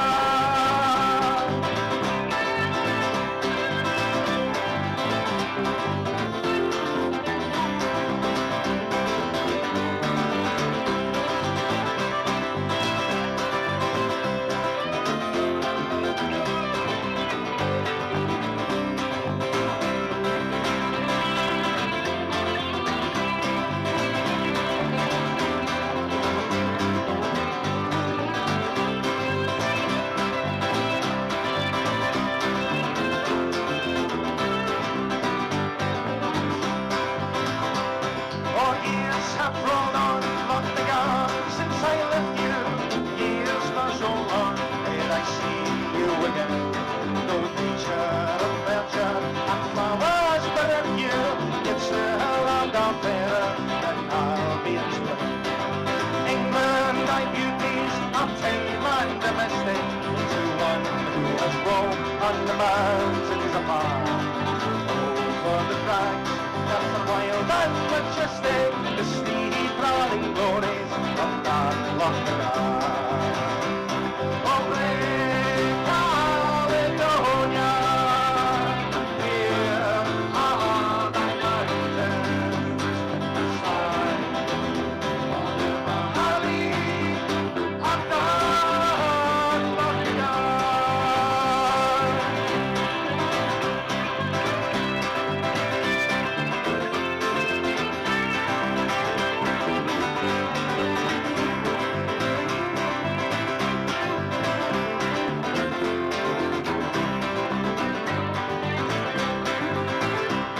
They'll stop now the brain, then no vision but body, tell you the fate and forsaken our cause.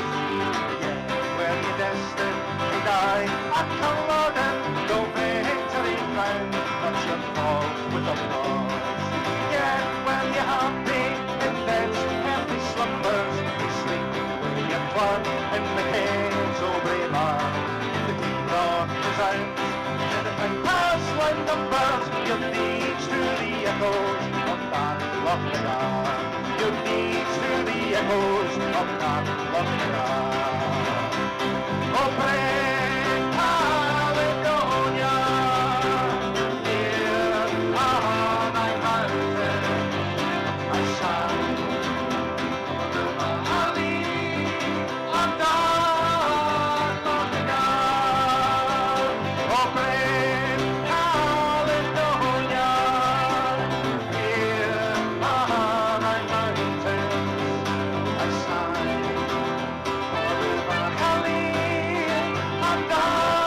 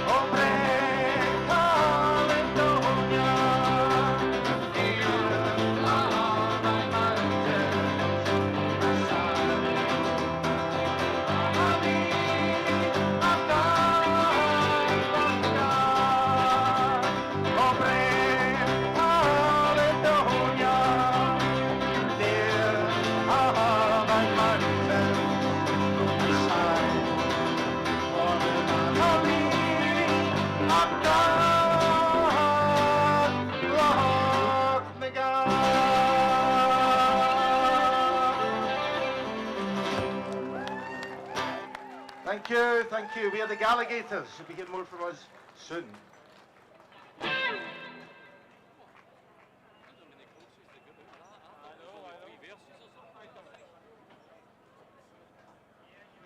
Hello, folks. That's the Galligators. People recognise our own Neil Mackay from the All Underland banner team here, part of the Galligators. Cheers, Neil. Couple of things. First of all, people will know that this is a part of a series of demonstrations that All Under One Banner are holding. The next one's on the 11th of June in Dumfries, where we're going to theme it around Give the Land Back to the People. So hope to see you on the 11th of June. Anyway, the next couple of speakers coming up hope to address not just the issue of independence, but what sort of country we want. You know, it's not, we can't just talk about independence, we need to talk about the nature of what that actually means. So the first speaker is Colin Fox from the Scottish Socialist Party. Colin.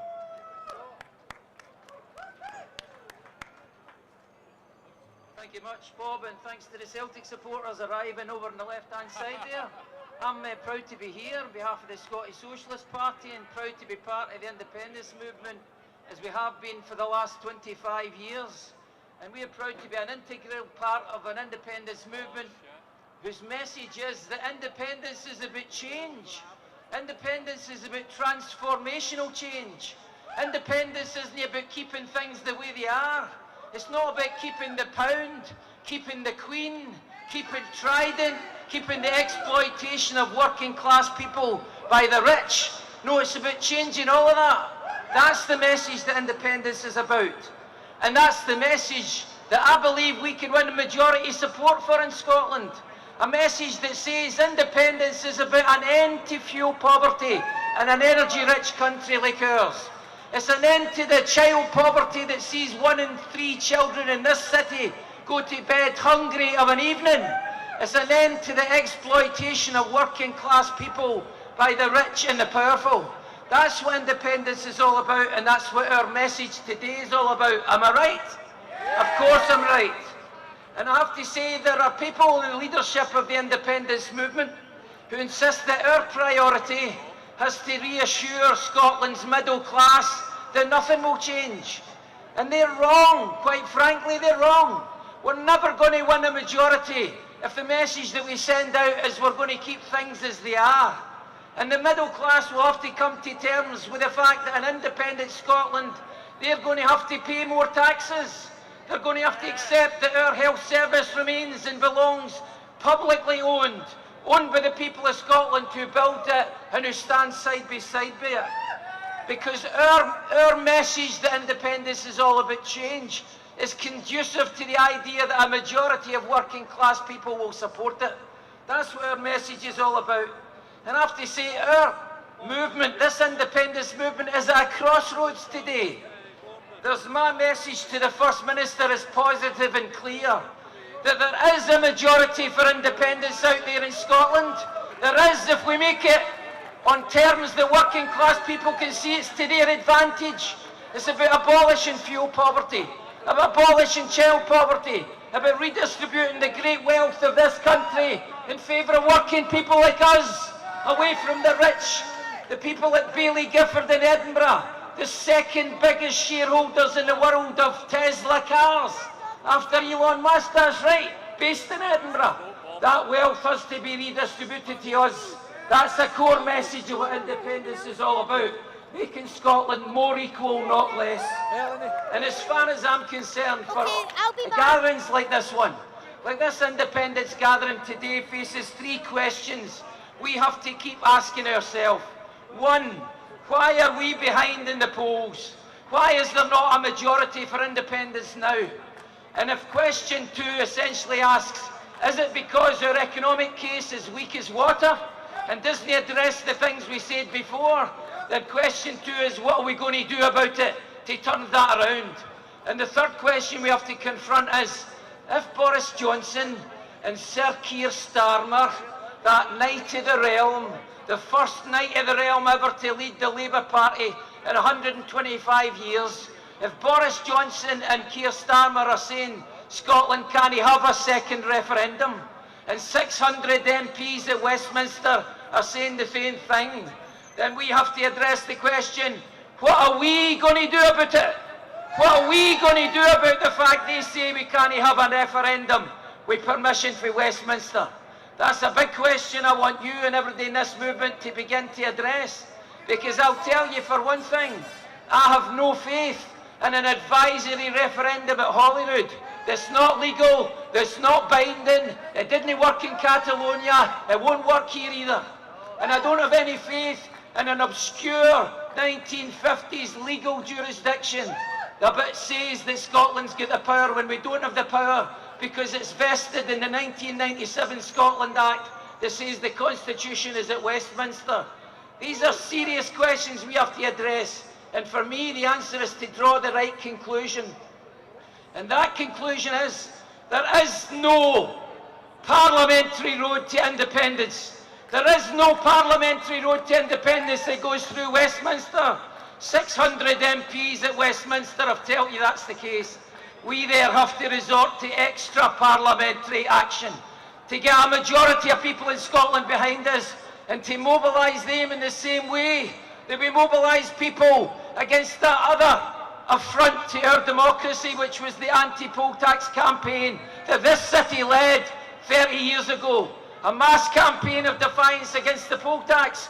We need a mass campaign against defiant in the idea that we are not going to decide our future, because we are. The majority of people in Scotland will decide if Scotland is independent, and it's our first priority is to win majority support for that we don't have at the minute. And I want to finish here with giving you the same assurance the other speakers here gave. This is a united movement where we have to talk to one another in conversations and solve these questions of tactics and strategy together. And we do that together.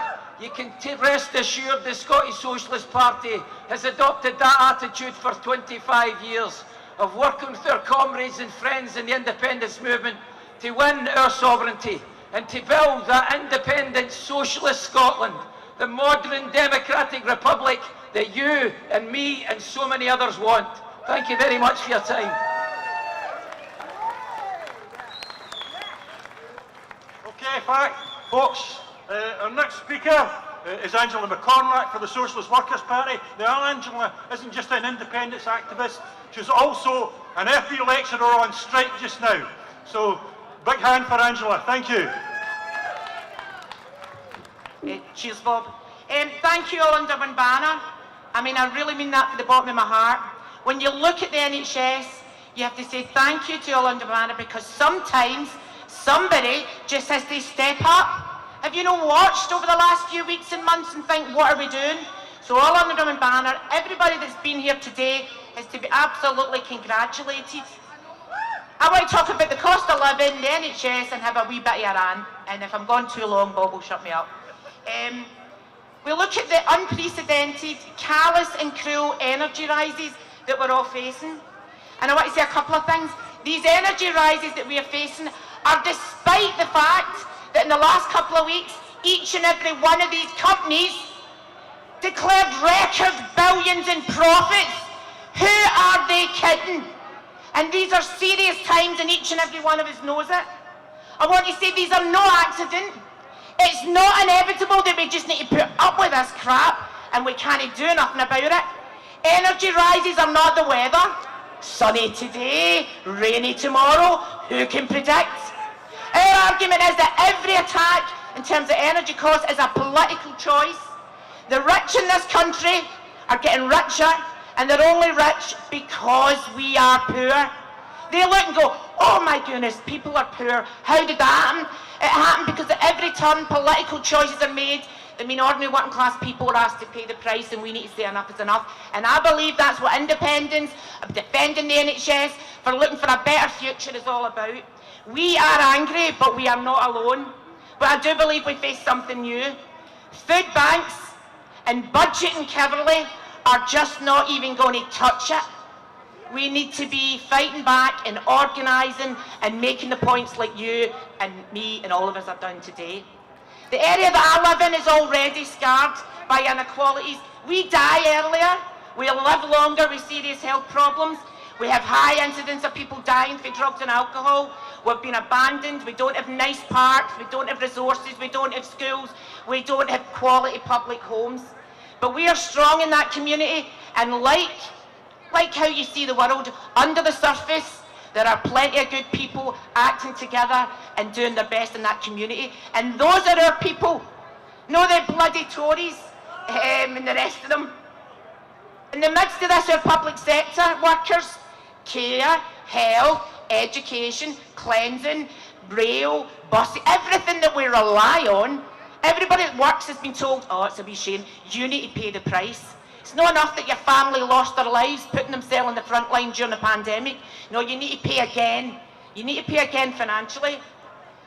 We need to stand up against that.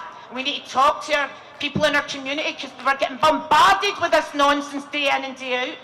And we say here today, no way are we paying again. Let the rich pay once in their easy lives. Let them pay. They don't even pay their bloody dues. One of our family members recently needed a scan, an urgent scan, for which there was 12 weeks waiting list. And we went home and we Googled, and a 30-second Google revealed that with £500 in your pocket, you had a choice of scans within 24 hours. We know the difficulties that we have. We look to England and Wales and their health service, but we need to call it out. We have got a two-tier health system. I'm 50 odds. Nobody I ever knew, ever in their life, paid for a single health service. But you know you're hearing that dripping in. The desperate knee, the desperate hip, the desperate scan. I know people that have borrowed hundreds to pay for services on the health service that should be free, and they tell us it's not happening. Well, hard-pressed staff who kept us going during the lockdown are pushed to their absolute breaking point. Don't listen to me. Listen to what they say, what you know, what the doctors, the nurses, the cleaners, the porters. Listen to what they say about our health service now. There's never, and we owe them a debt we can never repay. In my opinion, today is for them. Today is for them. We say, break the British state, not the health service. Break the British state, not the nurses. Break the British state, not the teachers. Break the Tories and the whole rotten, filthy British state, not the poor. And what we do together is our only chance of something different. And I'll finish with a wee shout out to my colleagues. I'm a college lecturer. I'm going into my 7th day of strike action with thousands of college lecturers on Tuesday. And your mainstream media doesn't want to tell you about that. Not because they're worried about us, they're worried about you getting ideas. Oh, look at that. That's actually people striking and taking their employers' own. And why are we doing it? We're not the worst paid. But I tell you what, we deserve it. We've worked our butts out for 2 years. We've done everything our employers asked for us. Our employers earn more money than the First Minister, than the Education Minister, and all the day, well, I don't want to be too offensive, no very much, for their tens and tens and tens and thousands of pounds of salary. We've been slagged and insulted by our employers, but we care, we know our worth, we demand respect, and we're acting together. We will not be the last group of workers in a trade union to stand up. What we do together is our only chance of something different. We will not rest, all of us here. We will not rest until injustice is ended. We are angry, but we're organised. The union is the walking dead. We are the future. Thank you.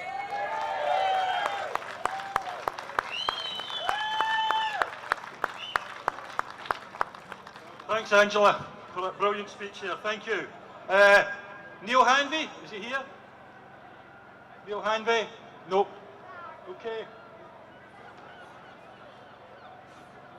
We're just going to have another wee musical interlude. And this is from the Pedro Essentials. And they're pretty much a light-hearted indie nonsense group. That's what they said, by the way. I don't know where they are. Right, come on. Come on, guys. This is Pedro Essentials. Big hand for Pedro Essentials. How you doing, folks? Great to be back in Glasgow again.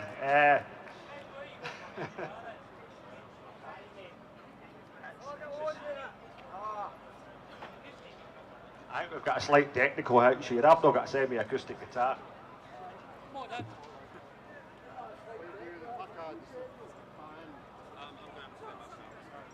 Right. You okay? No. Lovely to see you. I'm not actually a guitar player, as you can see.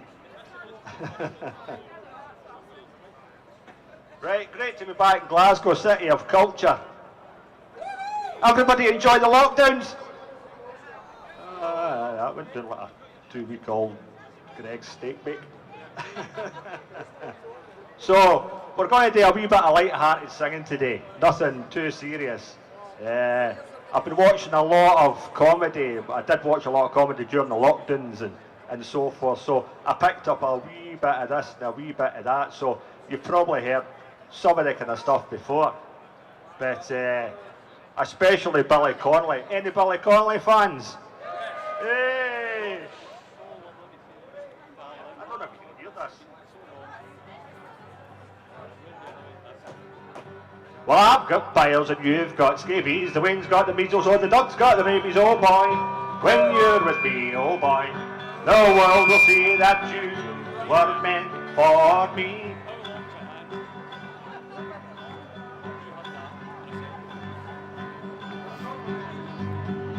Hear that, man? Well, I'm losing my hair, my arse cheeks are falling. There's 6 kids that I was balling. There's nappies in the sink and there's toys in the stairs. When I ask you for support, you say, "On the selves!" All my life I've been kissing your left nipple, cause your right one's missing, oh boy. When you're with me, oh boy, the world will see that you were meant for.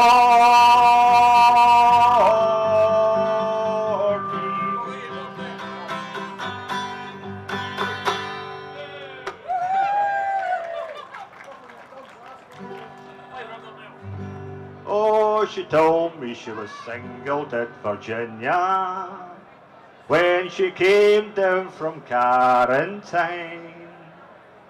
Oh, she took me up to the old oak tree where she carved her name and her man carved me. Right, so as some of you are probably aware, me and Fiona and a couple of other people done like a walk a few years back there. While everybody was in lockdown, more than a bit, oh, there's nothing today. We went out, we walked 500 miles. Well, initially we walked 364, then we had to make it up as time went on. But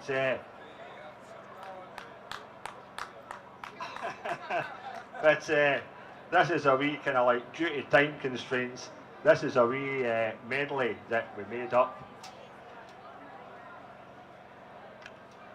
Napkins.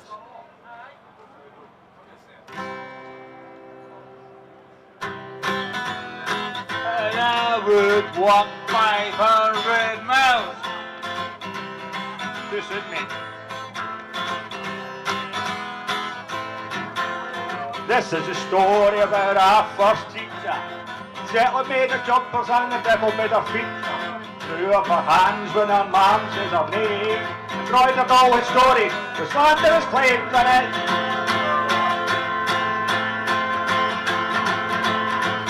Over and done with, it's over and done with. Over and done with, it's over and done with.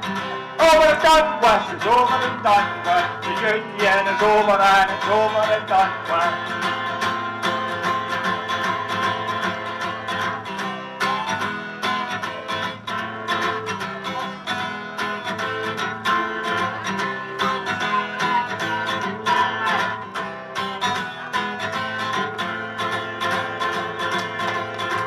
This is a story about losing my virginity. I held my breath in my bed, heaven's trinity. People are saying no saints, no mystery. Sometimes I feel like my sex has no history. Over and done with, it's over and done with. Over and done with, it's over and done with. Over and done with, it's over and done with. The union is over, it's over and done with.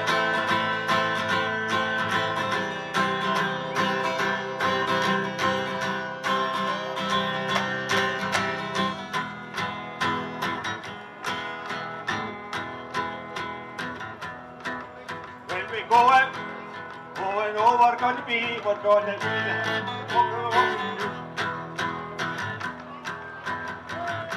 Come on, sing up. When we wake up, oh, we know we're gonna go, we're gonna fly the flag of red and white and blue.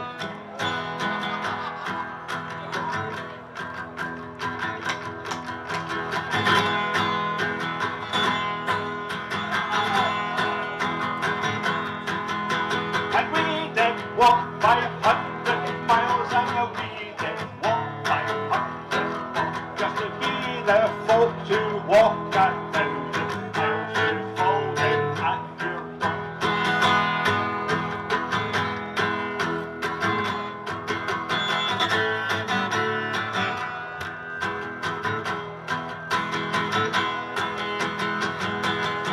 Come on, everybody.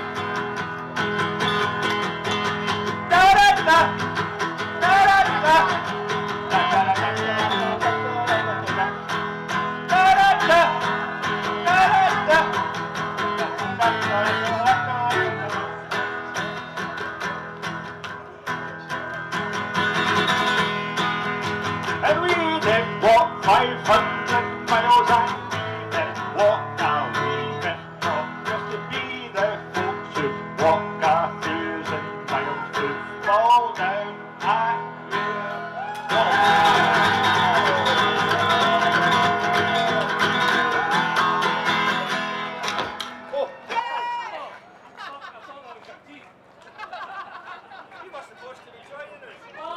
Thanks very much to the Pedro Essentials. I'm sure we're going to hear more of them in the future. With our next act up is called Rituala. That's Eddie Hanvey with a fiddle and an absolutely beautiful Brazilian singer. Welcome.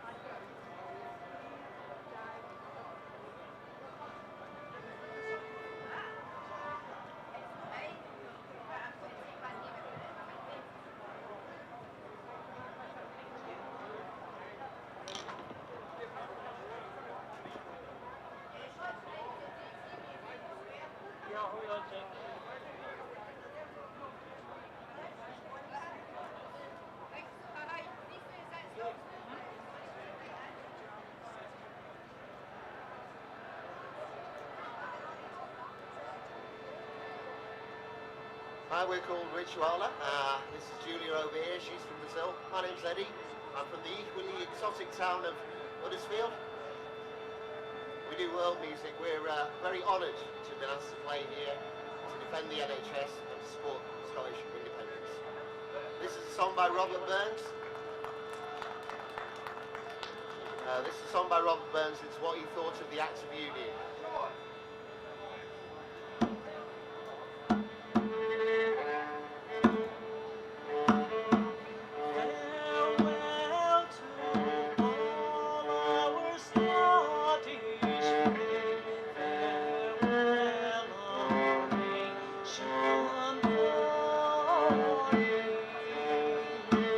Farewell even to our Scottish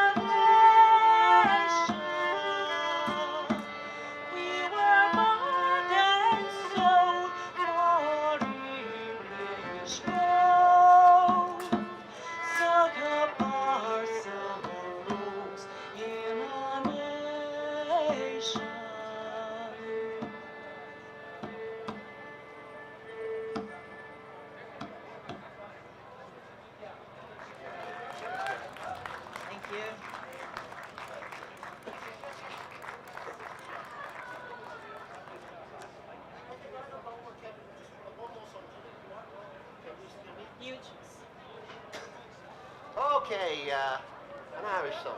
Okay. It's an Irish song. It is relevant. It's this is written about the 45, not 45%, about the 45 rebellion, and it's in Irish Gaelic. Gaelic. Yes. You escaped.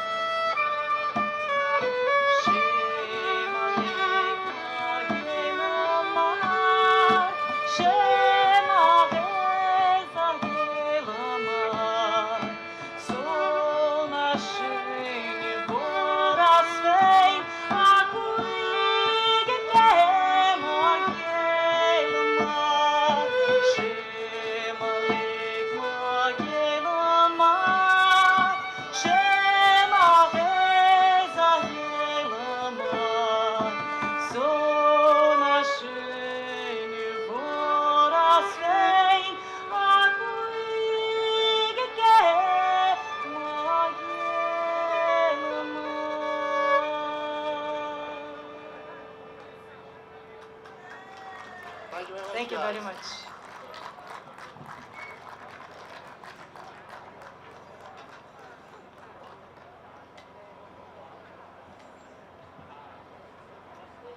Thanks very much to Rituala. That was a nice bit of peaceful music there, and amongst everything. I'm just going to introduce our last speaker for today. It's Julie McAnulty, and she's speaking on behalf of the ISP. And thanks very much again to Rituala. Thank you. And after this, we've got the Calm Jug Band, and then that'll be us finishing up. So we've kept the best till last. I'm only kidding on. But of course, I know I'm telling the truth. Get this microphone away from me.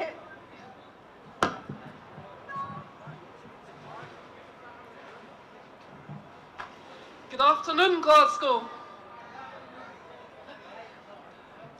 I'm Julie McNulty from the Independence for Scotland party, and as I say, they've kept the best for last. I've been told to keep it short. Okay, so I'll keep it short. It's absolutely great to be here in the afternoon sunshine today, and the last thing I thought I would need today is sunglasses, but fabulous day. It's great to see you all turned out.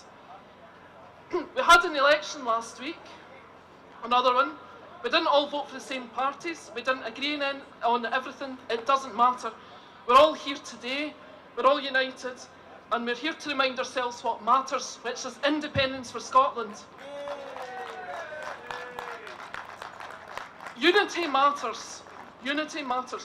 Whatever political colour we are, we've put them down today for the colours of the saltire. Yesterday we all belonged to different parties or none, but today we stand as sovereign Scots to claim the right to our independence. Today we vote with our feet. Every one of you that turned out today, this is as important a vote as you cast last week. It matters that we turn out just now, because this is not downtime for independence. Independence begins now. It begins with every gathering that we have like this, when we come together. The union's bankrupt. All their arguments against independence have been blown away by Brexit, by Boris, by the pandemic. The only weapons they have against us now are silence, suppression, delay, division. That's why we have to turn up at these things. We mustn't stay silent. We must turn up. We must talk to people. We must debate with the naysayers and encourage the doubters. We help each other out and we stick together. The more we do this, the more we swell our ranks, the readier we will be, and the more likely we will be to win our freedom. Today, let's have the conversations. Let's work out what we're doing. Let's talk to each other. Afterwards, in the pubs, with a bit of good music, a bit of good drink, let's sit down and talk together and see where we get. We will be heard. Our movement will be heard. This is our country. Scotland is our country. And this country, it's in Scotland. It's not Westminster, but the people who are sovereign. Thank you very much.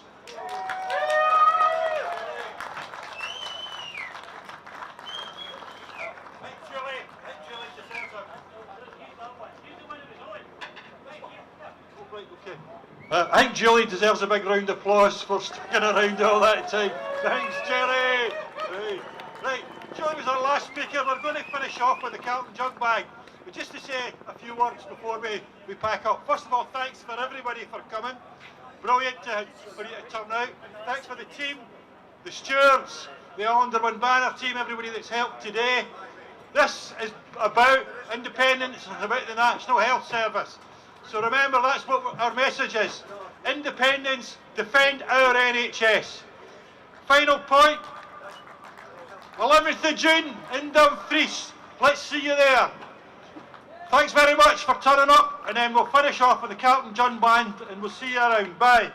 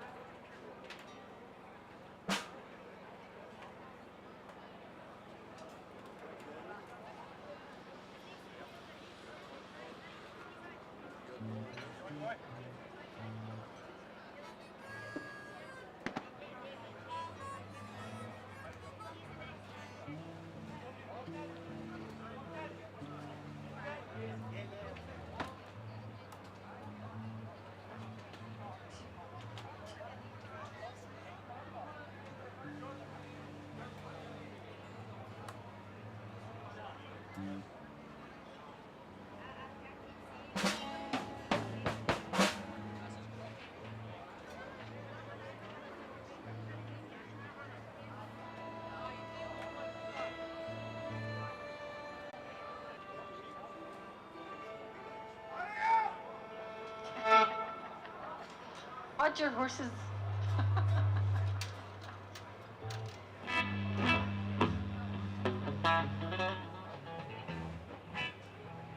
Well, there we are now. So, hello everybody that's still here.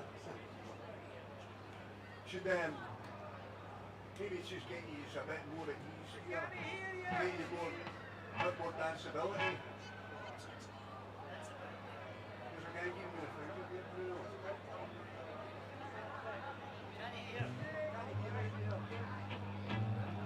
Can you hear now? What's the similarity between Boris Johnson and the clappers of Big Ben? Don't know, do you? They're both massive bellends.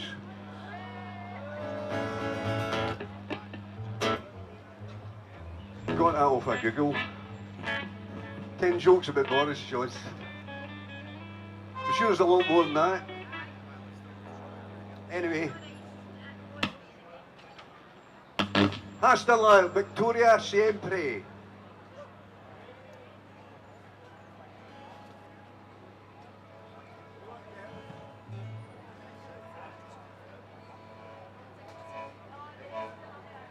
So this is a G.J. Cale song.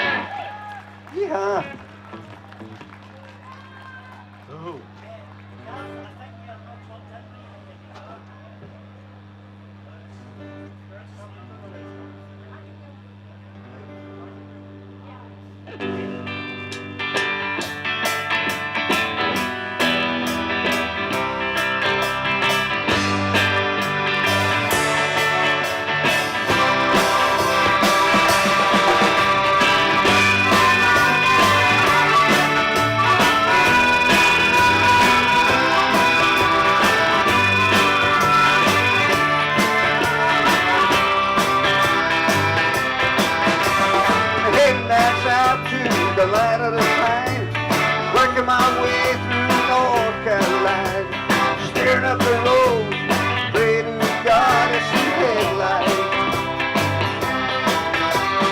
Hitting out a coast in 17 hours, putting that book to the dogwood flowers, and I hope that around me and see my baby tonight. Oh, rock me, mama, like a wagon wheel. Rock me, mama, every way you do. Mama, rock me. Oh, rock me, mama, like a wind and rain. Rock me, mama, like a southbound train. Hey, mama, rock me.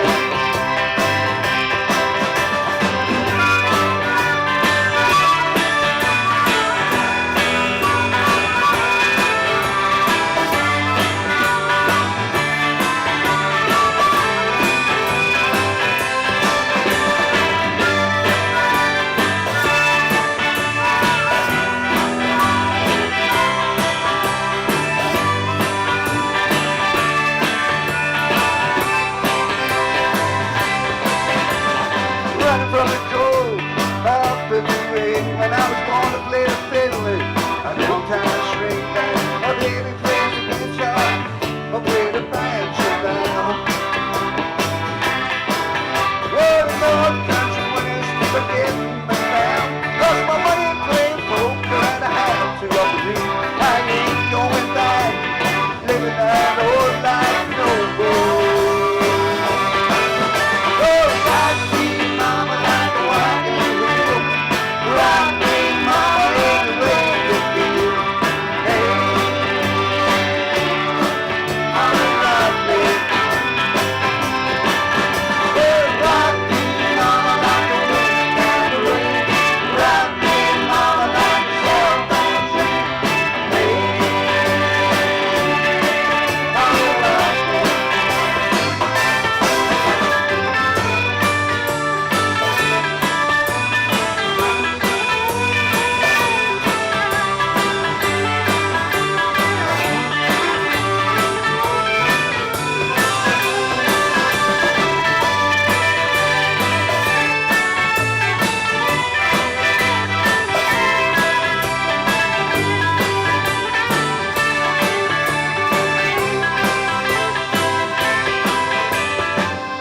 Walking to the south, out of Roanoke. I got a trucker out of Philly and a nice long choke. He's heading west at the Cumberland Gap to Johnson City, Tennessee. And I got to get up the song, hey, from the sun. My baby's gone, my name, and I know she's the only one. If I die driving, east I will die free. Oh, rock me, mama, like a wagon wheel. Rock me, mama, any way you feel. Hey, mama, rock me.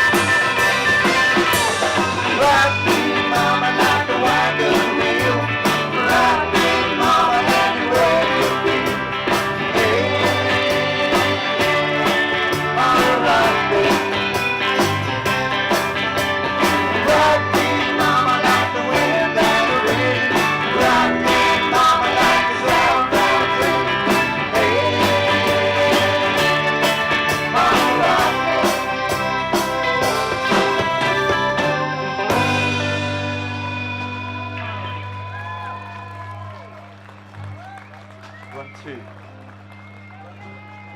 2, 1, 2.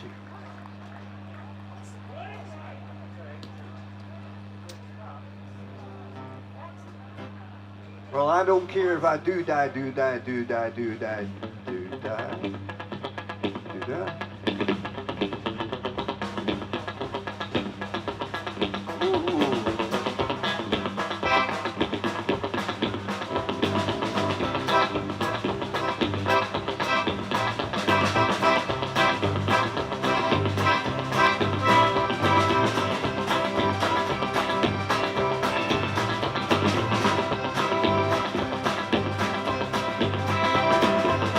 Got married in a fever, hotter than a pepper sprout.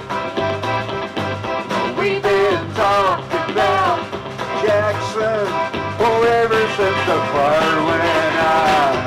I'm going to Jackson. I'm going to mess around. Yeah, I'm going to Jackson. Jackson Town. That's where I'm going.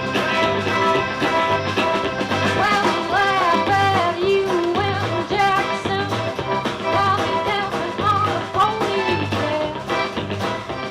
They'll reach round town like a starter town. Your tail hung between your legs. Yeah, go to Jackson, you big talking man. I'll be waiting. Wait. Even I'll take you down. Now blow into that city. People go to stupid valve. All women go to make it. We'll teach them what they don't know how. I'm going to Jackson. I'm trying to lose my coat. Yeah, I'm going to Jackson. That's what she wrote. Let me right, guys.